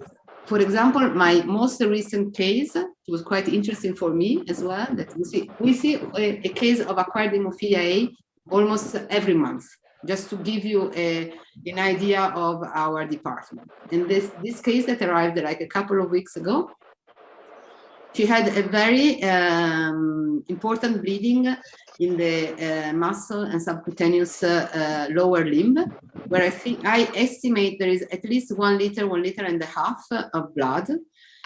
She came to us after 2 weeks from the first symptoms. She already started the immunosuppressive treatment.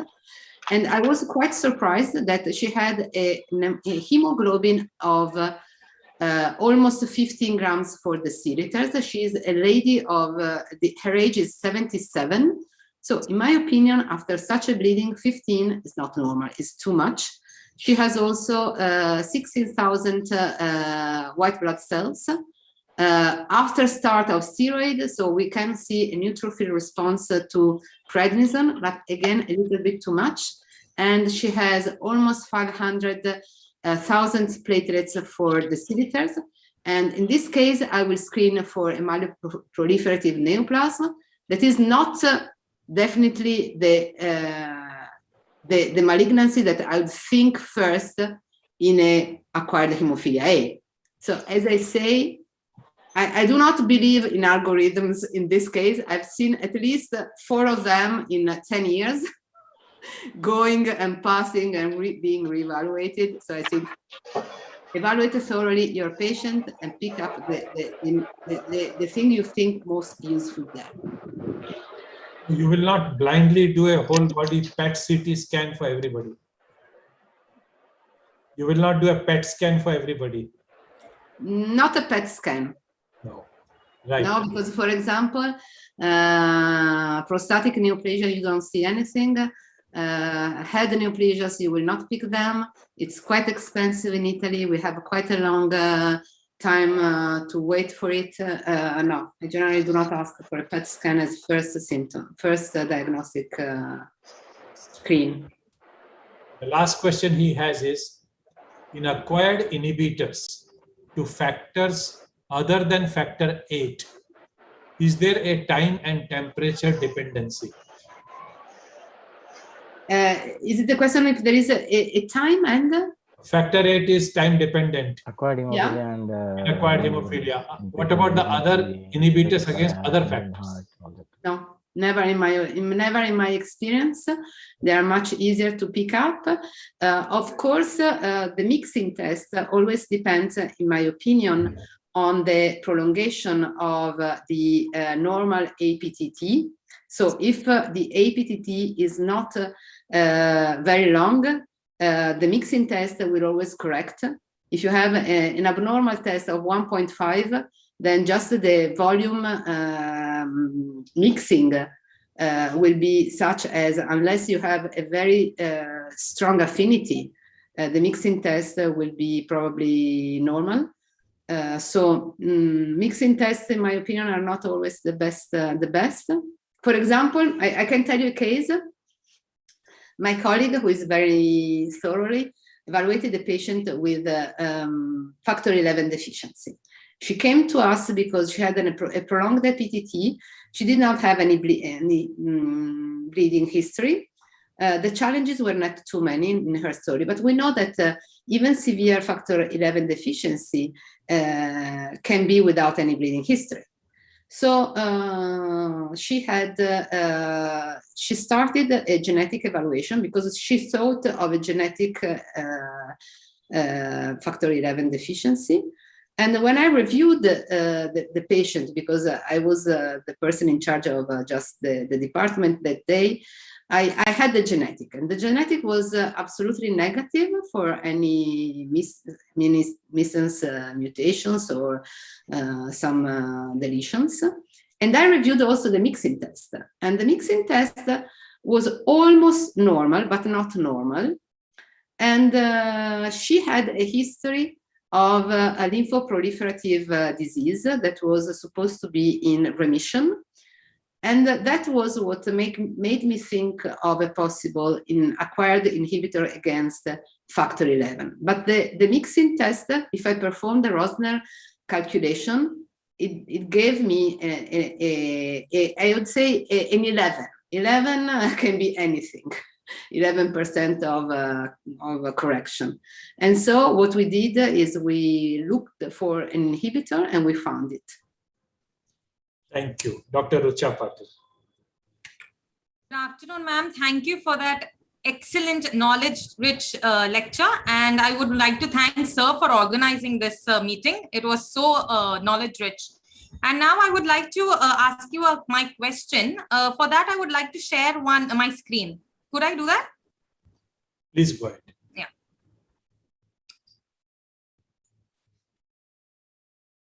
So, ma'am, my question is about the subclass. You had one slide with regards to the subclass in hemophilia patients. So, what is known is that in our congenital hemophilia patients, you have the IgG1 and IgG4 subclass. Now, in our, we had a research projects wherein we screened 4,900 hemophilia patients. These were all congenital patients, wherein we found in 53 of them, there were immediate acting inhibitors like the acquired kinds, wherein the immediate mix totally was not correcting, as you can see the APTT. So then we went ahead doing the subclasses, and what we found was in acquired hemophilia, we found the subclass IgG2 along with IgG4. And in these immediate acting inhibitors, not time and temperature, in our congenital hemophilia patients, even in them, we saw a mix of IgG2 along with IgG4 or IgG1. So this is what we found in acquired hemophilia along with the immediate acting inhibitor patients in congenital. Even if you see the previous, there are studies where they don't highlight this point, but you can see it in their table. Now, this is a paper from Hemophilia Journal, wherein the first 6 are congenital patients and from 7 to 17 are acquired. And you can see in all the acquired hemophilia patients, you could see an IgG2 subclass, which is not seen in the time and temperature dependent inhibitors. So my question to you is, I would like to know your perspective about this, if this has been observed at your place, and if you feel there is any clinical impact of this IgG2 in acquired hemophilia or the immediate acting inhibitors, which are seen in a very few percentage of congenital hemophilia. Okay. Yeah, thank you. Okay, thank you very much for this question. I find it very, very interesting. I think if you have the chance, you should go back to your thorough evaluation and ask the clinicians what was their response. The problem will be that the protocol they use will not be probably the same for all of them. That will be the big issue. Nevertheless, if you just go over for a very hard endpoint, like for example, overall survival or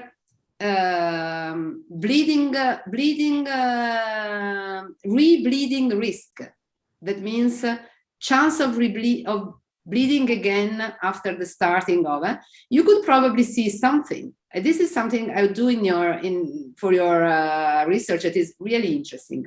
We in our department, we do not have the chance to classify the inhibitor. Okay. In the TIDE paper that he classified, he didn't show this very interesting point, but he probably has all the data. You could ask him to review his data. Okay. And because the interesting point of the German study is that they shared the treating protocol. That was not probably like a randomized study, but more or less they treated the patients all in the same way. And this helped a lot, I think, to evaluate the overall risk. My question to you is if you have data on IgA that TIDE showed to be relevant for the overall risk of death, because if you have those, no, okay. No. I was just curious because I was quite puzzled when I read that information and I was wondering. But thank you for sharing your data. They're really, really interesting. I would ask Dr. Tide, Professor Tide, who is very nice, if you can share with him these results and ask him if he has the same results, because he evaluated also IgG2, not only 1 and 4. Okay. Thank you, ma'am. Thank you, Dr. Rucha. And we'll be going to Dr. Aditi. And before that, we'll take one more audience question. This is related to emicizumab. Dr. Ringe wants to know, is it a labeled indication to use emicizumab for acquired hemophilia? Are the results validated? And what is the safety record of emicizumab in acquired hemophilia? In Europe, but I think it's the same all over the world, emicizumab is not absolutely indicated for acquired hemophilia disease. It's an off-label for us, and that's why, for example, in our department, we never used it. Also for another reason. In my experience, there are very few patients who bleed a lot after the start of immunosuppression. The big problem is infections. Bleeding, actually, we had one death for bleeding in our case series.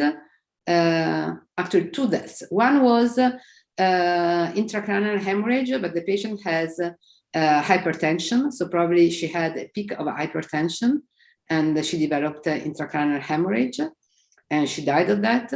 And the second patient was a patient who had the GI bleeding associated to acquired hemophilia A. And here it was a shared decision not to pursue more thoroughly therapy for the bleeding. I was not completely convinced about that patient, but I cannot say much more.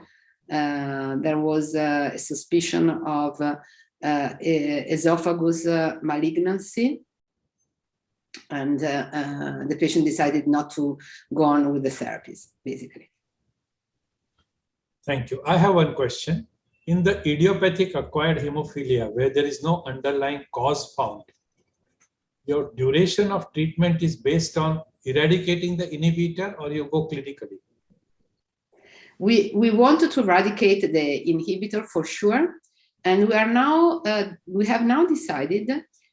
What we did until now was to follow the patient for 1 year after eradication, and then to stop the follow-up. Now we have decided to carry on the evaluation, probably even only by phone, just once a year, to see how they're doing, because we are quite curious to see if they develop a possible disease, immunological disease, later on in life.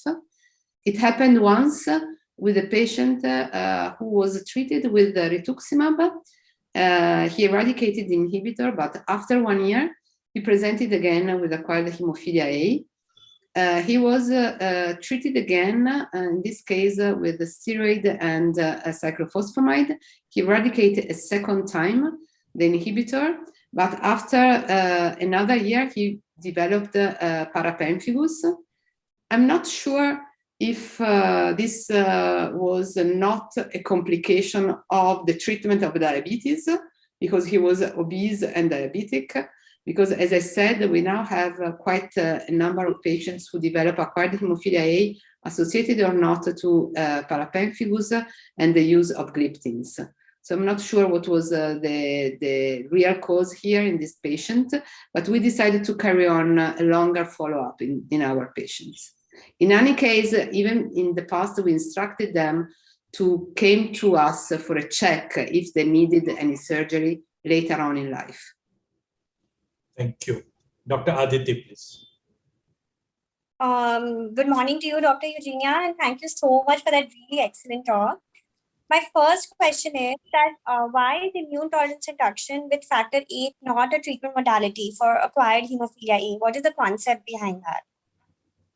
I'm not sure I did not understand the question because of the audio. You want to know the reason why we treat? Why is immune tolerance induction not a treatment option in acquired hemophilia A? Like we do in congenital hemophilia A with factor VIII, high dose factor VIII. Why do we not do that in acquired hemophilia A? Okay, we think the reason behind is completely different. So we think that in a severe congenital hemophilia A is an allo antibody, because patients do not recognize factor VIII as their own protein because they never saw it before. And in this case, we think that giving a high dose of factor VIII will stimulate this tolerization. In acquired hemophilia A, where factor VIII was always present, we think the reason is an autoantibody of some kind. And in many cases, there is an underlying autoimmune disease. So at least in 30% of the cases. So we use immunosuppression for this reason. Nevertheless, I want to say two things. Even in severe congenital hemophilia A with a high titer of inhibitor, Dr. Oldenburg in Germany proposed the use of immunosuppressive treatment, the bone protocol that uses prednisone, cyclophosphamide, immunoglobulin, rituximab, everything you have in your pocket, and they generally respond. Together with immunotolerization, we use this protocol in 2 patients, in 2 adolescents, and they cleared their antibody, but after a while it came back, after more or less 1 year, and they are now both on emicizumab. Also in congenital mild hemophilia A, there is some discussion if it is an auto or an allo antibody when they develop some kind of antibody. I think it can be, it depends on when it develops. So if you have an antibody mild hemophilia A that presents within the first 25 treatments, you can assimilate it to the same kind of reaction you have in a severe patient, because probably they have those missense mutations that really disrupt factor VIII protein. On the other hand, when you have a patient with mild hemophilia A who probably, but even severe, let's say, who was treated for a long time before, but later in life, he presents with an autoantibody, like they described in the English cohort, that you have a second peak of antibodies when you are more than 70 years old. Those are probably more of an autoantibody type. So I think we should try to study better. And so even the classification, the subtype evaluation of the antibodies is useful. We don't do it routinely, but I think we tend to consider everything of the same kind, but they are not. This is my feeling. It's just a clinical feeling, and I think we need more studies on this. Right. Thank you, ma'am. My second question is, you mentioned the indications of hemostatic agents in acquired hemophilia A, and extensive skin bleeds was not one of them. But like the photo you showed in which that patient had extensive abdominal skin and leg skin bleeding, would you also supplement the immunosuppression with hemostatic agents? Or is it not indicated in extensive skin bleeds? No, when you have extensive bleeding or life-threatening bleeding, you always need to do a hemostatic treatment. But if it's life-threatening and it's only skin bleeding, but skin bleeding depends a lot, because skin bleeding in acquired hemophilia can cause anemia. Sometimes it's we do not know why. But the clinical symptoms of acquired hemophilia A are very different from the clinical symptoms of congenital severe hemophilia A. Acquired hemophilia A do not have hemarthrosis as a typical symptom. They have this skin bleeding that is mostly in the subcutaneous and sometimes in the muscle, but they can bleed severe even under the skin with severe anemia. So in those cases, I would treat. Okay, ma'am. Thank you so much. Thank you, Dr. Aditi. We'll be going to Dr. Cecil. And before that, one question from the audience. Dr. John Cheng is asking, is there any role of testing anti-factor VIII inhibitor using immunoassay in the diagnostic workup of acquired hemophilia? Immunoassay for looking for the anti-factor VIII inhibitor.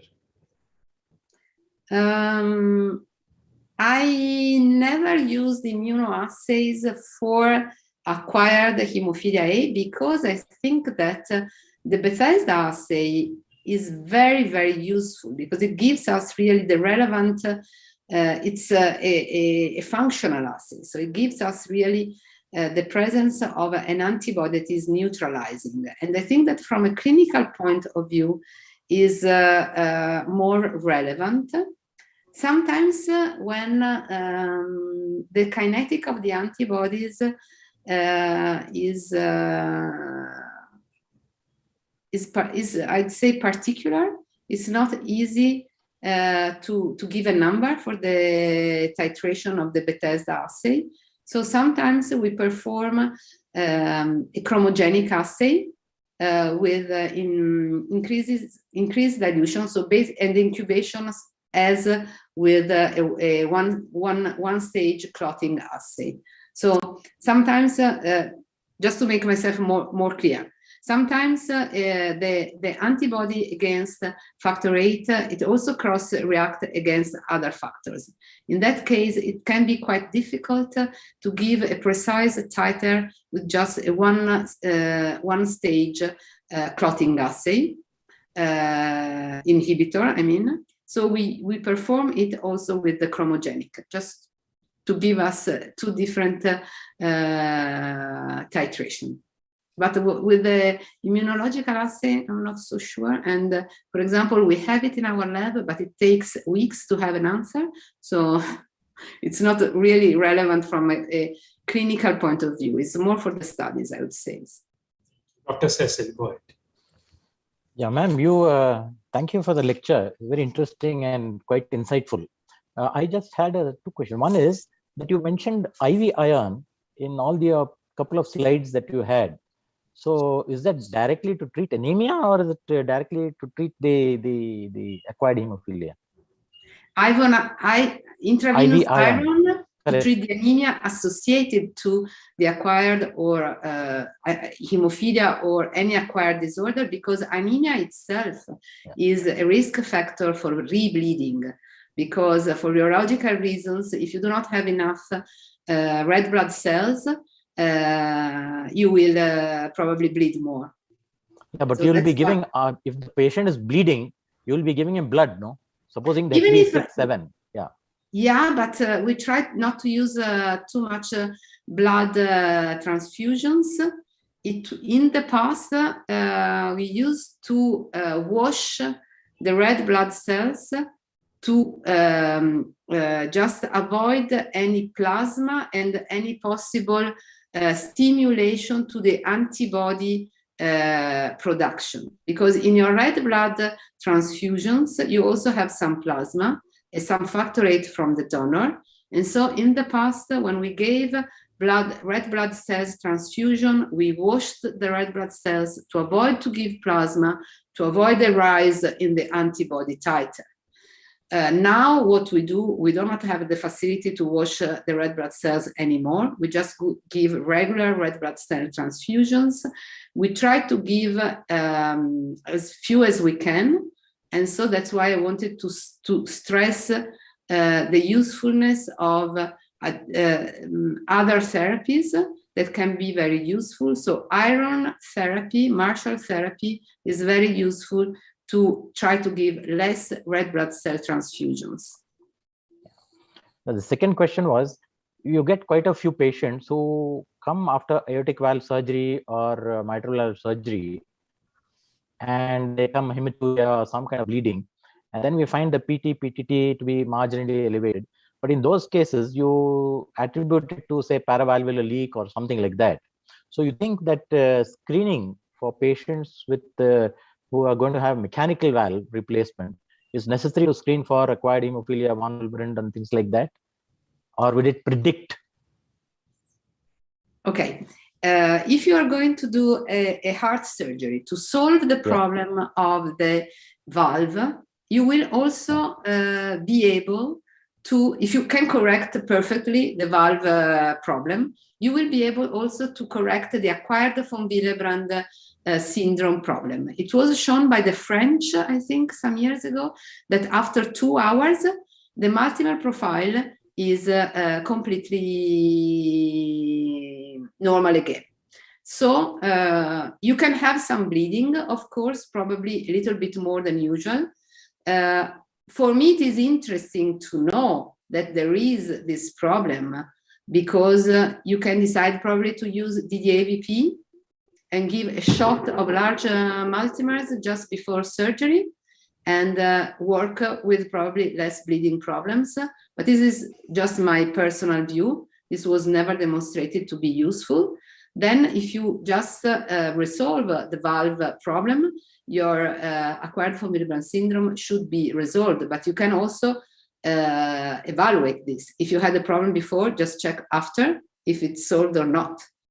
If it was not a problem from the beginning, you don't need to check later on.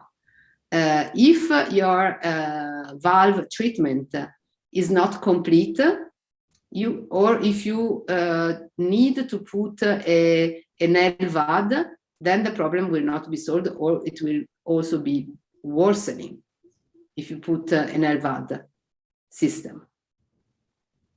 So if you screen the patients for von Willebrand's or acquired hemophilia, will it predict the post-op paravalvular leak or post-op bleeding?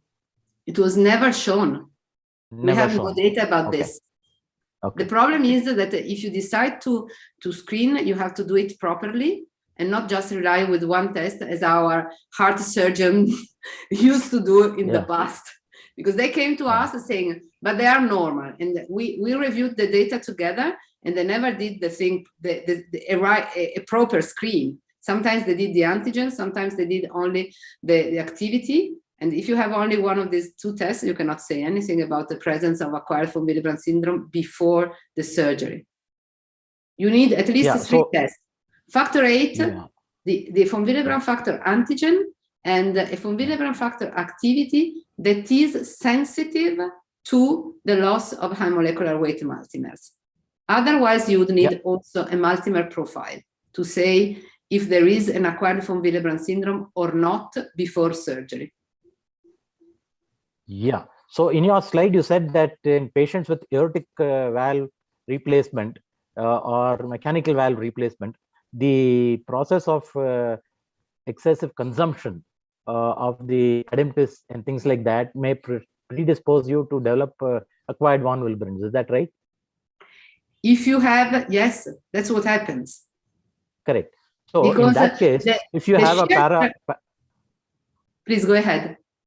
Yeah, so in that case, if you have a paravalvular leak in a patient who again will not be able to go back to the surgery because it's a complicated surgery, valve replacement, to do a revalve replacement within say 4 to 6 weeks immediately after the surgery.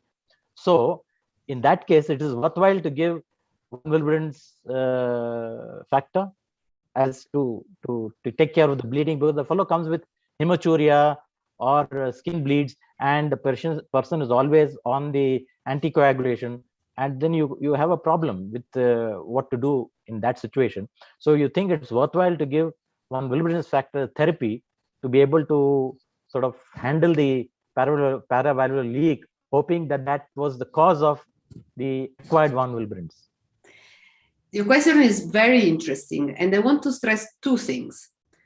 You can have acquired von Willebrand syndrome or acquired von any kind of acquired specific cause of bleeding, and if you treat the patient before the surgery, you can rely on giving only the concentrate or the treatment specific for your cause of bleeding. Okay, so if I have acquired von Willebrand syndrome, I can, and the cause is not the presence of an antibody that will make their concentrate not very efficacious. But if I have, for example, a heart disorder, I can try to give a concentrate and I expect to have an answer. But after I made the surgery, without giving anything or even giving something, and the patient starts to bleed in a severe way, and they have severe bleeding, then I have to take care not only of my specific cause of bleeding, so of von Willebrand acquired defect, but also of the bleeding acquired coagulopathy. When my patient bleeds severely, I will need to give not only von Willebrand factor, but also plasma, because he will need all factors, also factor 13. I want to stress this, because sometimes patients, after they bled once severely, they bleed and re-bleed because factor 13 goes down to 30%, sometimes 20%. That is not enough for avoiding re-bleeding in a surgery. This is something that I'm also trying to show with data. Unfortunately, fortunately, we have very few cases of severe bleeding, but when we have it after surgery, or after chronic DIC, I always check factor 13 levels, because if I have 30%, I use plasma together with a little bit of tranexamic acid, not too much, to avoid thrombosis, and they are highly, highly efficacious, because this is what I call bleeding-induced coagulopathy. It's also what you see in a patient with severe postpartum hemorrhage. She will start bleeding because the uterus will not contract, but then you have this coagulopathy that is due to the lack of various coagulation factors, and factor 13 plays a role. The problem is that it's difficult to think of it because PT and the APTT are normal, and also the use of TAG that is now very fashionable in the delivery room will not pick up a fibrinolysis that is just a little bit increased. It can pick up very severe cases of increased fibrinolysis, but it's not enough, in my opinion. Yeah. Thank you, Dr. Cecil. Dr. Deepanjan. Thank you, madam, for the excellent talk. My question is regarding acquired von Willebrand syndrome that we see in patients with essential thrombocytosis with very high platelet counts. So my question is, like, how extensively do you evaluate such patients? I mean, you do the whole battery of tests, von Willebrand factor, hysterectomy cofactor assay. So when do you stop, even if these patients are not having any bleeding symptoms? And second part of the same question is, what is your approach to antiplatelet therapy in such patients? Like, so do you recheck the von Willebrand factor assays which were defective initially before restarting them on antiplatelets, or you are comfortable starting them on antiplatelets once the platelet count is less than 1 million?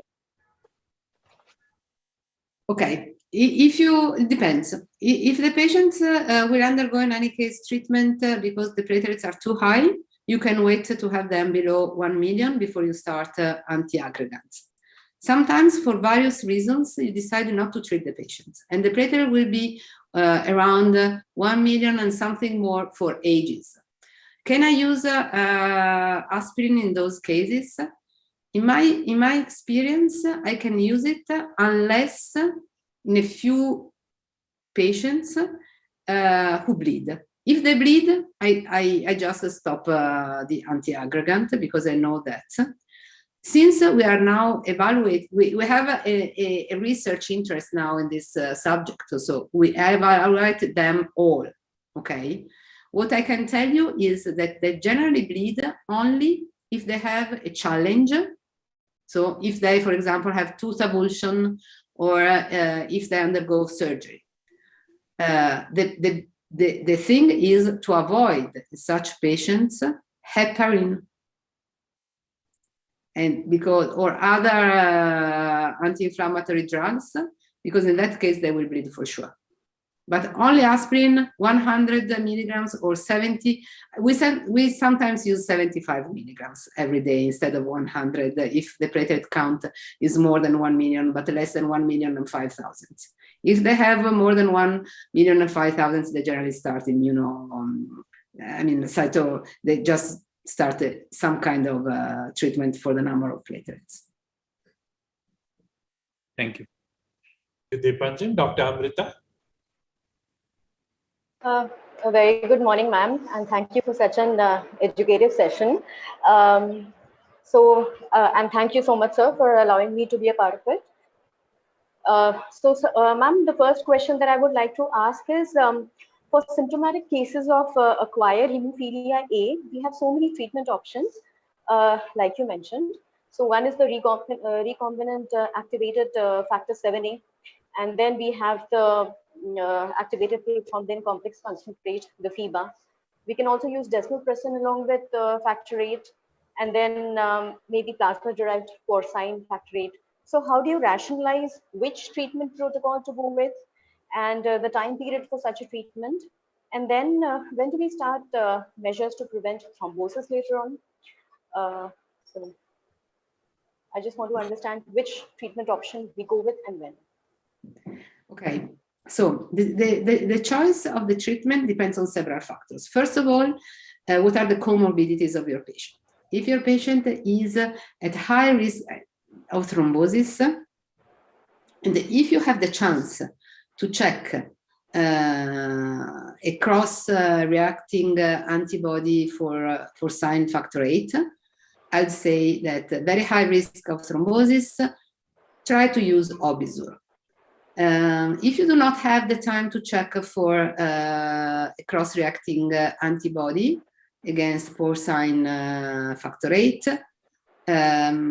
the recommended method was to use the 200 units per kilo and just to see what happens clinically. I do not like this option very much. I do prefer to, we have the possibility to check the cross-reacting antibody, so I generally do this possibility. We must also be very practical. It depends also on the type of hemorrhage, if it is life-threatening or not, and what you have available in that moment. Because, you know, acquired hemophilia A is not something that you can predict. It generally happens on Friday night, in my experience.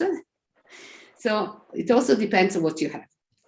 If you have only a bypassing agent that for sure has a higher thrombotic risk, just evaluate carefully your patient and do not overdo, I would say.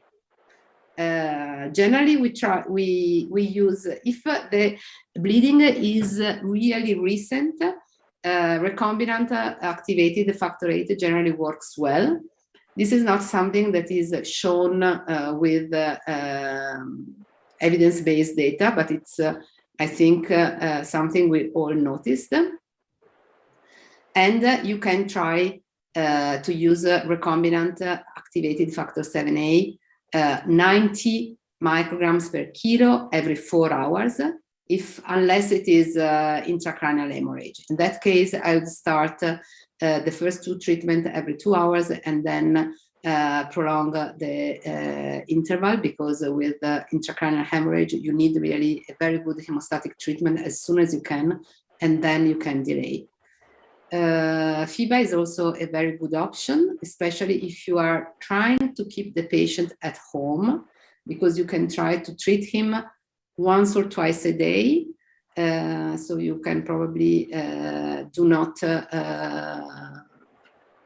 hospitalize the patient. That is very important from the infection point of view.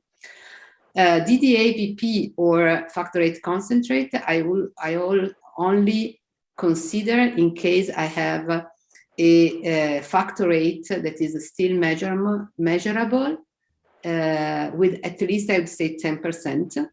And I always want to measure the recovery, the immediate recovery of factor 8 and the delayed recovery after 2, 4, and 6 hours the first time, just to see what's happening. Because as I say, the kinetic of the antibody is not predictable, and you need to see if you decide to treat the patient, it's because you need some treatment for the bleeding. Otherwise, if it's not so important, you can avoid and just wait and see and try the immunosuppression. But if I decide that I need some treatment for the bleeding, I need to be sure that it's working. So if you decide to try the DDA-VP or factor 8, you need to monitor the response.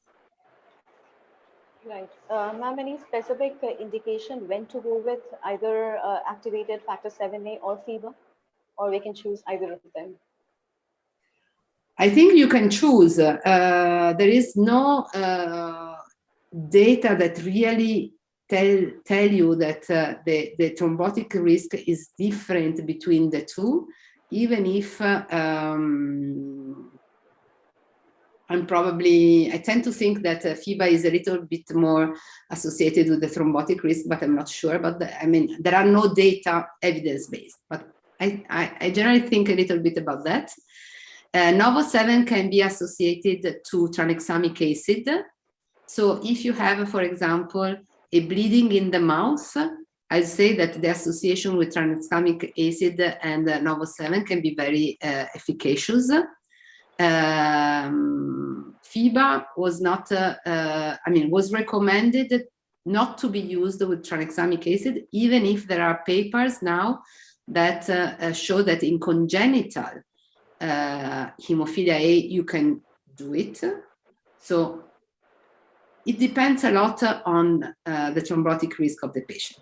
As Dr. Agarwal showed before, if you have a stent, I would not dare to use an association of tranexamic. I would not dare to use a tranexamic acid, let's put it like this, especially together with the bypassing agent. So please check this.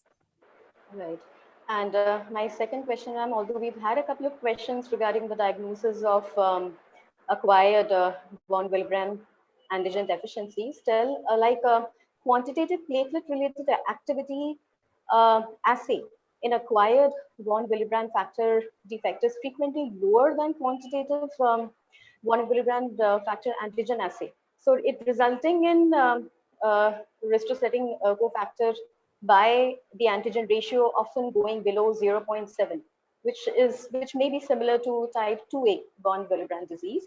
So considering the fact that we don't have a very specific history, whether this is a congenital case or an acquired case, and if we still haven't worked out whether there's an underlying cause, so going with the lab diagnosis part, concentrating on that, ma'am, how would you differentiate between a type 2A von Willebrand factor deficiency or an acquired one? As I said, sometimes it is difficult.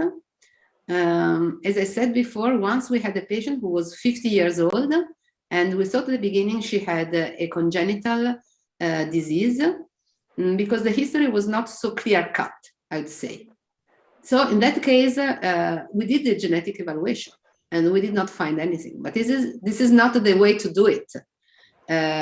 So we had some kind of suspicion. So we looked for a monoclonal component and we found it. Also, what I would suggest is if you have some suspicion and you have a difficulty in making it clear, you can also try PK because if the clearance is increased, is very rapid, then it is possible there is an acquired von Willebrand disease. If the history is not particularly suggestive of congenital, if you have a monoclonal component, or if you do not have it, but you still are a bit suspicious, you can try a PK. But I mean, these are all things that are not evidence-based, are not recommended. The recommendations are lack of an familiar history, history that is recent bleeding, and low levels. You can see that these are recommendations that are not always give you the chance to make a clear diagnosis.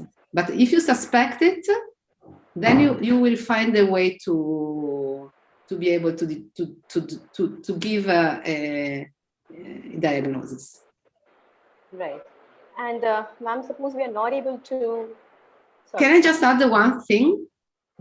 Having a congenital von Willebrand disease does not exclude you will have an acquired one, because we had two patients, one with a type 2M who then developed essential thrombocythemia, and so he had I'd say complex von Willebrand disease, and another one who had a type 1 who had an acquired von Willebrand due to a monoclonal component. And we had the historical levels that were higher than what he had later on.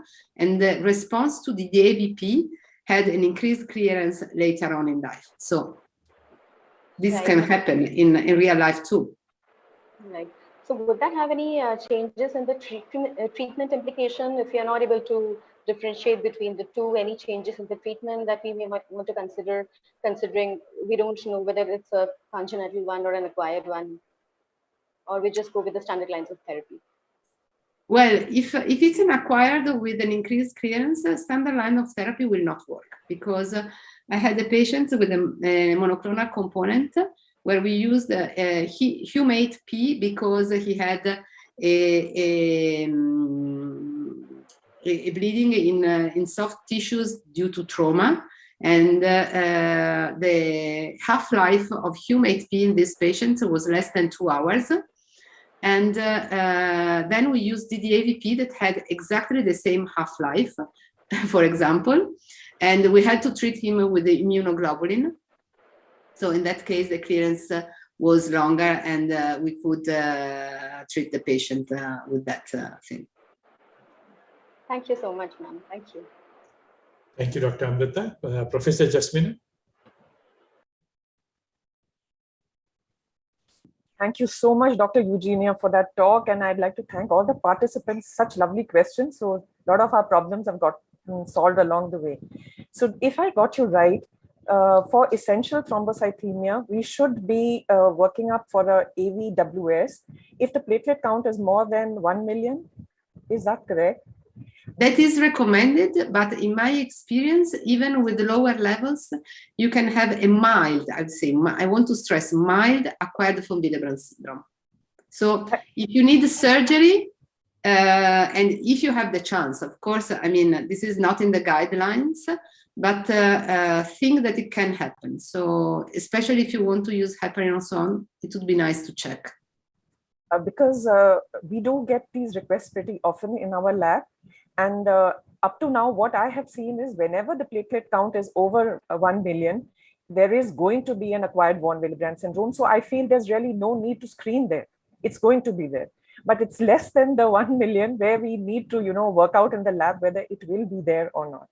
So that's just an observation. I don't know what your experience would be in that. Would be?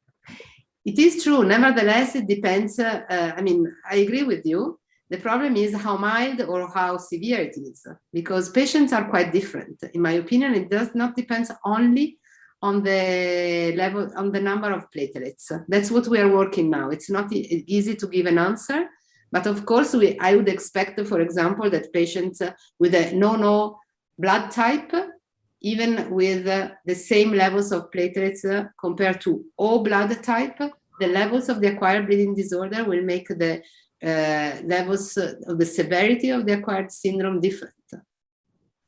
There are so many things involved in the levels of von Willebrand factor that is really difficult to be able to predict the severity. For sure it will be there. The problem is, will it be clinically relevant? And one more question from my side. Most of us working in India don't have access to all the tests that we need to do for an acquired von Willebrand syndrome. So what we readily have available is on our coagulation analyzers, and one is the LIA test for von Willebrand activity, the RECOF GP1BR, and the other is the antigen. And many times in a clinical suspicion, we get antigen levels which are really high, 227, and the RECOF may be 127. So none of them is really low, but the ratio is already. So should one volunteer and go ahead and give an acquired von Willebrand syndrome in that? Or do we really need to go into other tests? I get stuck here because this is asked many times. Yeah, I agree with you. If you have the chance, it would be very nice to do an evaluation of the sensitivity of your activity test to the loss of high molecular weight multimers. Because that would give you an answer, at least to the clinical relevance of your activity test. That would be nice if you have the chance. Otherwise, what I do is I say that there is a discrepancy and then I evaluate the clinic of the patient, if the patient bleed or not. This is the most important thing for me. You can see that I'm a very practical medical doctor. I see a lot of patients. I don't have always the answer from the lab because sometimes they are sent to us from other hospitals, and still I need to give a clinical relevant consultation. So what I say is there is a discrepancy. The patient does not bleed. You can carry on with the low dose aspirin, but if you are going to do surgery, please send the patient again, because also the thing that must be remembered is that this is not a congenital disease that should be more or less always the same throughout life. This is an acquired disorder that can go up and down, not only with the number of platelets, but with other things. So the bleeding risk will be different. Thank you so much. Thank you. Professor Jyoti?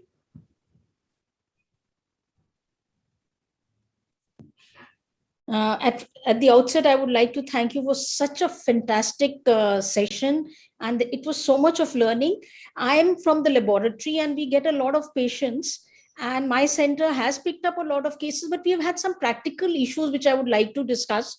One is that out of the 10 patients in the last 7 years of acquired hemophilia A we picked up, in one we had also immediate acting inhibitors present. And when we did the factor 9, the factor 8 assay was less than 1%, but the factor 9 was also 5%. And we were getting very high titers for factor 8, 80 Bethesda units, and we were getting around 10 Bethesda units for factor 9. So that became an issue with us. So because it's a composite department, we discussed it with our clinician, we went into the literature, we found one case report which said when the titer is very high, you may get a false positive factor 9, and they may be the IgG2 type, which may be immediate acting factor 8 inhibitors. But that's one case I've got, and I did not know how to report it out. So I wrote the whole thing and gave some literature reference. So I just wanted to know from you, like how one should go about in such a case. Okay, this is the case where I would ask our lab to run the Bethesda assay with the chromogenic test. Okay. Where so that's something which is not easily available in India. Yeah.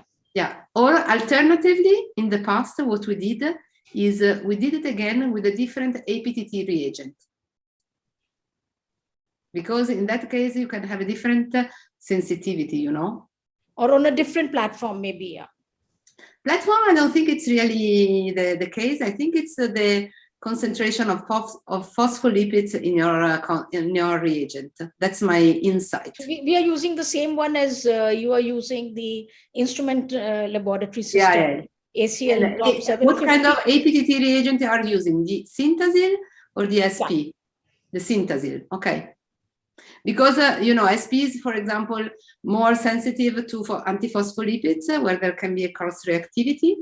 In the past, we had a lot of different APTT reagents in our lab. And so we used to play a little bit with different reagents. Now with the chromogenic assay, we go straight to that. So the chromogenic is the answer. Yeah, now with the present situation, that would be the answer. There's another issue which I wanted to discuss, that is, which I've asked the company to investigate, is that most of the patients who get acquired hemophilia A, we follow them up only with the APTT ratio, and that's fine.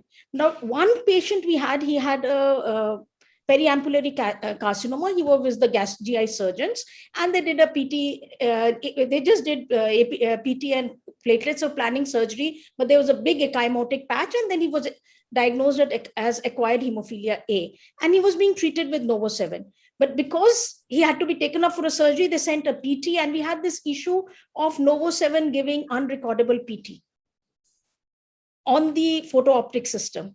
And that became a big issue. Then I had to run it on a Stago, on a electromechanical one, to realize that there was nothing wrong with the PT. It is so that's a practical issue. People using Novo 7 and using photo optic, because that's the first time I picked up, because for so many cases, we've never done a PT to follow up. The clinicians don't ask for a PT to follow up in a patient with acquired hemophilia A, but because this was with the gastroenterologist and they love to do PT. So we had this issue of prothrombin time going haywire on the... So the PT will fail, not because the clot will not develop, but because it develops too soon. So in your system, if you go to look at the curve of the PT clot wave, you will see that it starts so soon that the system is just set up to start counting from 9 seconds on, and the clot will start forming at 7 seconds. So we will not, the system will fail, but the clot will be there.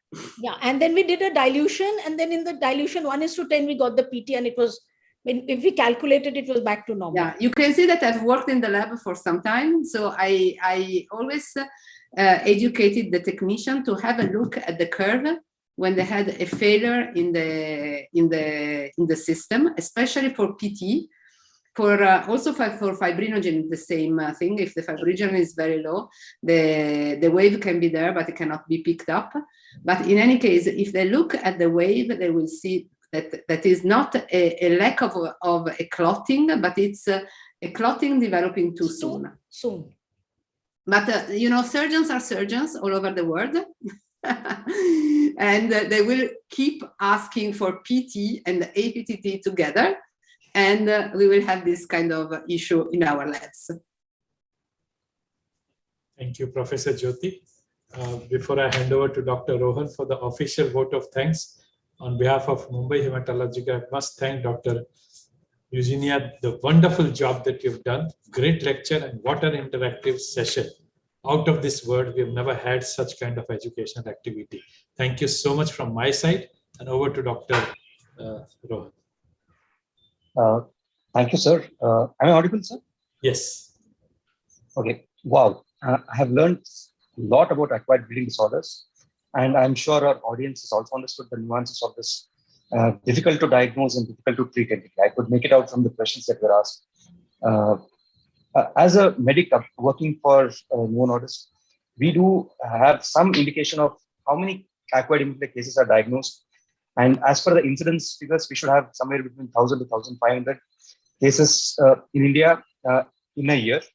But we get reports of not more than 50 cases in a year. So this kind of meeting where acquired hemophilia and acquired von Willebrand syndrome is discussed so extensively is very heartening for me. And Dr. Eugenia, it was a wonderful presentation, as all have expressed. I have looked up at some of the references that you have shared, the one from Dr. Tide et al. On the German recurrent acquired hemophilia cases, and also the treatment regimen that has been suggested by Dr. Novo. I will definitely look them up, and it will be a good learning for me. And I have thanks for that wonderful lecture. And I also thank the discussants. All of them, they came up with wonderful questions, all practical and clinically oriented, and I'm sure it has helped our audience a lot. And lastly, I would like to thank Dr.